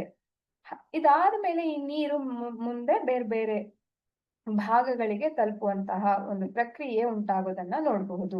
ಸೊ ನೀರಿನ ಒಂದು ಹರಿಯುವಿಕೆ ಅಥವಾ ವಾಹಕತೆ ಝೈಲಂ ಅಂಗಾಂಶದಿಂದ ನಡೆಯುತ್ತೆ ಅನ್ನೋದು ನಮ್ಗಿಲ್ಲಿ ಗೊತ್ತಾಗ್ತಾ ಇದೆ. ಈ ಒಂದು ವಿಡಿಯೋವನ್ನ ಗಮನಿಸಿ ಹೇಗೆ ಬೇರ್ನಿಂದ ನೀರು ಹೀರಿಕೆ ಆಗಿರೋದು ಹೀಗೆ ಒಂದು ಉದ್ದವಾದಂತಹ ಒಂದು ಕಂಬದ ರೀತಿ, ಸ್ತಂಭದ ರೀತಿಯಲ್ಲಿ ಹೀಗೆ ನಡೀತಾ ಇದೆ. ನಂತರದಲ್ಲಿ ಅದು ಬೇರೆ ಬೇರೆ ಭಾಗಗಳಿಗೆ ಹೀಗೆ ಹರಡಿರೋದನ್ನ ನಾವು ಗಮನಿಸಬಹುದು. ಹಾಗೆ ಹರಡಿರುವಂತಹ ನೀರು ಕೊನೆಯದಾಗಿ ಎಲೆಯ ತುದಿಯನ್ನ ತಲುಪಿದಾಗ ಅಲ್ಲಿ ಪತ್ರರಂಧ್ರಗಳಿರತ್ತೆ. ಆ ಪತ್ರರಂಧ್ರಗಳು ಎಲೆಯಿಂದಾಗಿ ಏನಾಗತ್ತೆ, ಪತ್ರರಂಧ್ರಗಳ ಮೂಲಕ ನೀರು ಆವಿಯಾಗಿ ಅದು ವಾತಾವರಣದಲ್ಲಿ ಸೇರ್ಕೊಳ್ಳತ್ತೆ. ನೀವು ಸಾಮಾನ್ಯವಾಗಿ ಮರ ಇರುವಂತಹ ಜಾಗದಲ್ಲಿ ತಂಪನ್ನ ಫೀಲ್ ಮಾಡ್ತೀರಾ. ಯಾಕೆ ಅಂತಂದ್ರೆ ಮರದ ಎಲೆಗಳು ನೀರಾವಿಯಾಗಿ ಬಿಡುಗಡೆ ಮಾಡ್ತಾ ಇರತ್ತೆ. ಹಾಗಾಗಿ ಆ ಜಾಗ ತಂಪಾಗಿರೋದು. ಆಯ್ತಾ? ಸೊ ನೀರಾವಿ ಆಗೋದನ್ನ ನಾವು ಇಲ್ಲಿ ಗಮನಿಸಬಹುದು. ಆ ಒಂದು ಪ್ರಕ್ರಿಯೆಯನ್ನ ಎಲೆಗಳಲ್ಲಿರುವಂತಹ ಪತ್ರರಂಧ್ರಗಳು ತನ್ನ ಶರೀರದಲ್ಲಿರುವಂತಹ ನೀರನ್ನ ಆವಿಯಾಗಿ ಮಾಡುವಂತಹ ಒಂದು ಪ್ರಕ್ರಿಯೆಯನ್ನ ಬಾಷ್ಪ ವಿಸರ್ಜನೆ ಅಂತ ಕರಿತೀವಿ. ಸೊ ಇದರಿಂದ ಉಪಯೋಗ ಏನು, ಬಾಷ್ಪ ವಿಸರ್ಜನೆಯಿಂದ ಉಪಯೋಗ ಏನು ಅಂತ ಅಂದ್ರೆ, ಇಲ್ಲಿ ಹೀರ್ಕೊಂಡಂತಹ ನೀರು ಮೇಲ್ಮುಖವಾಗಿ ಚಲಿಸೋದಿಕ್ಕೆ ಈ ಬಾಷ್ಪ ವಿಸರ್ಜನೆಯೇ ಕಾರಣ. ಅಂದ್ರೆ ಇಲ್ಲಿ ಬಾಷ್ಪ ವಿಸರ್ಜನೆ ಆಗ್ತಾ ಇದೆ ಅಂದ್ರೆ ನೀರಿನ ಕೊರತೆ ಆಗತ್ತೆ ಅಲ್ವಾ. ನೀರಿನ ಕೊರತೆ ಆಗ್ತಾ ಇದೆ ಅಂದ್ರೆ ಅದು ಪೂರೈಕೆ ಆಗೋದಕ್ಕೆ ಇಲ್ಲಿರುವಂತಹ ನೀರು ಇಲ್ಲಿ ತನಕ ಚಲಿಸ್ಬೇಕಾಯ್ತು. ಅಂದ್ರೆ ಅದು ಎಳ್ಕೊಳ್ಳುವಂತಹ ಕೆಲಸವನ್ನ ಮಾಡ್ತಾ ಇದೆ ಎಲೆಗಳು. ಹಾಗೆ ಅಲ್ಲಿ ಬಂದಂತಹ ನೀರು ಬಾಷ್ಪ ವಿಸರ್ಜನೆ ಆಗ್ತಾ ಇರತ್ತೆ. ಸೊ ಇದು ಈ ಒಂದು ಸಸ್ಯಗಳಲ್ಲಿ ನೀರಿನ ಸರಬರಾಜು ಆಗೋದಿಕ್ಕೆ ಈ ಬಾಷ್ಪ ವಿಸರ್ಜನೆಯೇ ಮುಖ್ಯವಾದಂತಹ ಒಂದು ಕಾರಣ ಅನ್ನೋದನ್ನ ನಾವಿಲ್ಲಿ ಅರ್ಥ ಮಾಡ್ಕೊಳ್ಬಹುದು. ಸೊ ಸಸ್ಯ ಸಾಕಷ್ಟು ನೀರಿನ ಪೂರೈಕೆಯನ್ನ ಹೊಂದಿದ್ರೆ ಪತ್ರರಂಧ್ರಗಳ ಮೂಲಕ ನಷ್ಟವಾದಂತಹ ನೀರು ಎಲೆಗಳಲ್ಲಿನ ಜೈಲಂ ನಳಿಕೆಗಳ ಮೂಲಕ ಮರು ಪೂರೈಕೆ ಆಗತ್ತೆ. ಹಾಗೆ ಜೀವಕೋಶದಿಂದ ಆವಿಯಾಗಿರುವ ನೀರಿನ ಅಣುಗಳು ಶೋಷಣವನ್ನು ಉಂಟು ಮಾಡುತ್ತೆ. ಶೋಷಣ ಅಂತ ಅಂದ್ರೆ ಆ ಒಂದು ರಕ್ತ ಅಲ್ಲ, ನೀರು ಸಸ್ಯದ ಮೇಲುಗಡೆಗೆ ಹೀಗೆ ಬರೋ ರೀತಿ ಒಂದು ಒತ್ತಡವನ್ನ ಉಂಟು ಮಾಡತ್ತೆ. ಅದನ್ನೇ ಶೋಷಣ ಅಂತ ಕರೀತಾರೆ. ಇದು ಬೇರುಗಳ ಜೈಲಂ ಕೋಶಗಳಿಂದ ನೀರನ್ನ ಎಳೆದುಕೊಳ್ಳತ್ತೆ. ಈ ಶೋಷಣ ಉಂಟಾದಾಗ ನೀರು ಬೇರಿನಿಂದ ಮೇಲ್ವರೆಗೆ ಸಸ್ಯದ ಬೇರೆ ಬೇರೆ ಭಾಗಗಳಿಗೆ ಹೋಗುವಂತೆ ಮಾಡುತ್ತೆ. ಇದು ದೊಡ್ಡ ದೊಡ್ಡ ಸಸ್ಯಗಳಲ್ಲಾದ್ರೆ ಈ ರೀತಿಯ ಒಂದು ಪ್ರಕ್ರಿಯೆ ಆದ್ರೆ, ಚಿಕ್ಕ ಚಿಕ್ಕ ಸಸ್ಯಗಳಲ್ಲಿ ವಿಸರಣ ಪ್ರಕ್ರಿಯೆಯಿಂದಾಗಿ ಸುಲಭವಾಗಿ ನೀರಿನ ಸರಬರಾಜು ಆಗೋಗ್ಬಿಡತ್ತೆ. ಯಾಕಂದ್ರೆ ಎಲೆಗಳಿಗೆ ಮತ್ತೆ ಬೇರಿಗೆ ತುಂಬಾ ಗ್ಯಾಪ್ ಇರೋದಿಲ್ಲ ಚಿಕ್ಕ ಸಸಿಗಳಲ್ಲಿ ಅಲ್ವಾ. ಚಿಕ್ಕ ಚಿಕ್ಕ ಗಿಡ ಆದ್ರೆ ಅಥವಾ ಹುಲ್ಲುಗಳಾದ್ರೆ, ಭತ್ತದ ಹುಲ್ಲು ಈ ತರದನ್ನೆಲ್ಲ ನೋಡಿರ್ತೀರ ನೀವು. ಅಲ್ಲಿ ಎಲ್ಲ ಏನಾಗತ್ತೆ, ತುದಿಗೆ ಅಂದ್ರೆ ಆ ಗಿಡದ ತುದಿಗೆ ಮತ್ತೆ ಬೇರುಗಳಿಗೆ ಜಾಸ್ತಿ ಏನು ವ್ಯತ್ಯಾಸ ಇರೋದಿಲ್ಲ, ಅಂತರ ಇರೋದಿಲ್ಲ. ಹಾಗಾಗಿ ಸುಲಭವಾಗಿ ವಿಸರಣ ಅಂದ್ರೆ ಏನು, ಹೆಚ್ಚು ಒತ್ತಡ ಇರುವಂತಹ ಜಾಗದಿಂದ ಕಡಿಮೆ ಒತ್ತಡ ಇರುವಂತಹ ಜಾಗಕ್ಕೆ ನೀರಿನ ಅಥವಾ ಅವಶ್ಯಕ ಇರುವಂತಹ ವಸ್ತುಗಳ ಸರಬರಾಜು ಅಲ್ವಾ. ಸೊ ಇಲ್ಲಿ ಚಿಕ್ಕ ಗಿಡದಲ್ಲಿ ಈ ರೀತಿಯಾಗಿ ಸಾಗಾಣಿಕೆ ನಡೆದ್ರೆ, ಇನ್ನು ದೊಡ್ಡ ದೊಡ್ಡ ಗಿಡದಲ್ಲಿ ನಾವಿವಾಗ ನೋಡಿದ್ವಿ ಜೈಲಂ ಬಾಷ್ಪ ವಿಸರ್ಜನೆ ಆಗೋದ್ರಿಂದ ಜೈಲಂ ಮೂಲಕ ನೀರು ಬೇರೆ ಬೇರೆ ಒಂದು ಸಸ್ಯದ ಭಾಗಗಳಿಗೆ ಅಥವಾ ಮರದ ಭಾಗಗಳಿಗೆ ಸರಬರಾಜು ಆಗತ್ತೆ.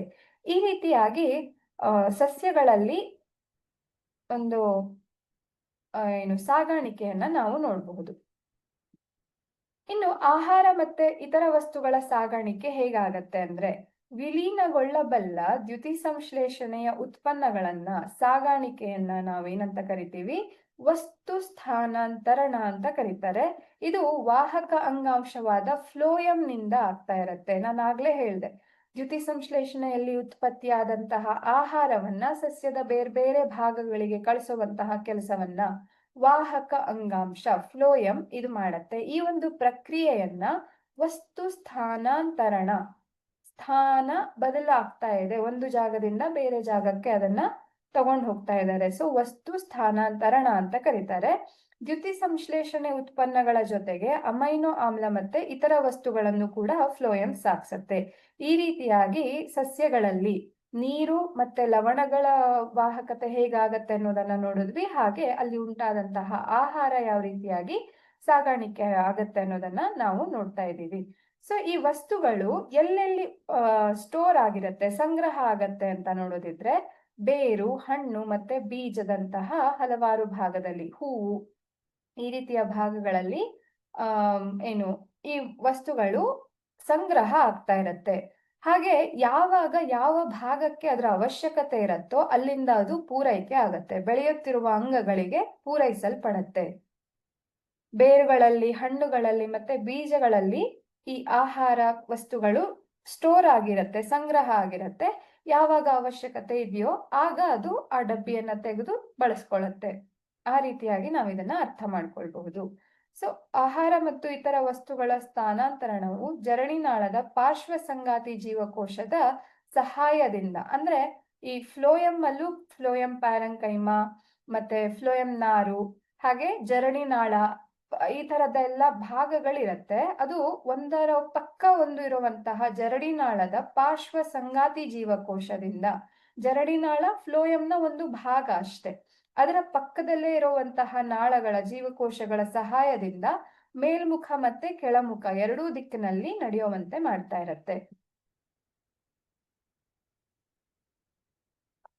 ಸೊ ಭೌತ ಬಲಗಳಿಂದ ವ್ಯಾಪಕವಾಗಿ ವಿವರಿಸಲ್ಪಟ್ಟ xylem-ನಲ್ಲಿ ಸಾಗಾಣಿಕೆ ಹೋಲಿಸಿದ್ರೆ ಫ್ಲೋಯಂನಲ್ಲಿ ಶಕ್ತಿಯನ್ನ ಬಳಸ್ಕೊಂಡು ವಸ್ತುಗಳು ಸ್ಥಾನಾಂತರಣವನ್ನ ಹೊಂದುತ್ತೆ. xylem-ನಲ್ಲಿ ಏನಾಗ್ತಾ ಇರತ್ತೆ, ಭೌತ ಬಲ ಅದೇನು ಮಾಡಲ್ಲ, ಜಸ್ಟ್ ಒಂದು ಅಯಾನನ್ನ ಹೀರ್ಕೊಳ್ಳತ್ತೆ, ಅಲ್ಲಿ ಸಾರತೆ ವ್ಯತ್ಯಾಸ ಆದಾಗ ನೀರ್ ಹರ್ಕೊಂಡ್ ಬರುತ್ತೆ, ಹಾಗೆ ಅದು ಸ್ತಂಭ ರೀತಿ ಬಾಷ್ಪ ವಿಸರ್ಜನೆಯಿಂದಾಗಿ ಅದರಿಂದಾಗಿ ಏನಾಗತ್ತೆ, ಎಲೆಗಳ ತುದಿಗೆ ಶೋಷಣ ಪ್ರಕ್ರಿಯೆಯಿಂದಾಗಿ ನೀರು ಮೇಲ್ಗಡೆ ತನಕ ಹರಿದು ಹೋಗುತ್ತೆ. ಹಾಗಾಗಿ ಅದಕ್ಕೆ ಜಾಸ್ತಿ ಎಫರ್ಟ್ ಏನು ಹಾಕಲ್ಲ xylem, ಅದಕ್ಕೆ ಶಕ್ತಿ ಅವಶ್ಯಕತೆ ಇಲ್ಲ. ಆದ್ರೆ ಫ್ಲೋಯಂ ಏನ್ ಮಾಡ್ತಾ ಇರತ್ತೆ, ಶಕ್ತಿಯನ್ನ ಬಳಸ್ಕೊಂಡು ವಸ್ತುಗಳ ಸ್ಥಾನಾಂತರಣವನ್ನ ಮಾಡ್ತಾ ಇರತ್ತೆ.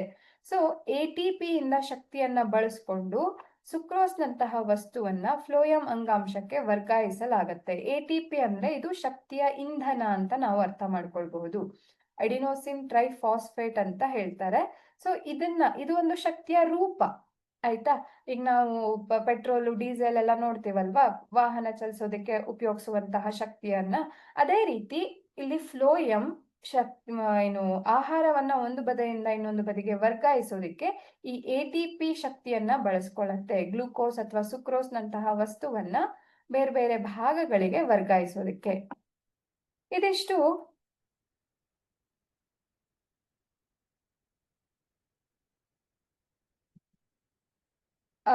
ಸಾಗಾಣಿಕೆ ಬಗ್ಗೆ. ಆದ್ರೆ ಕೊನೆಯ ಒಂದು ಟಾಪಿಕ್ ವಿಸರ್ಜನೆ, ಅದನ್ನ ನಾಳಿನ ಕ್ಲಾಸಲ್ಲಿ ಅಭ್ಯಾಸ ಮಾಡೋಣ. ಹೋಪ್ ನಿಮ್ಗೆ ಇದೆಲ್ಲದು ಅರ್ಥ ಆಗಿದೆ ಅಂತ ಭಾವಿಸ್ತೀನಿ.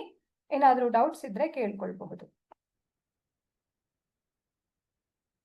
Okay, thank you.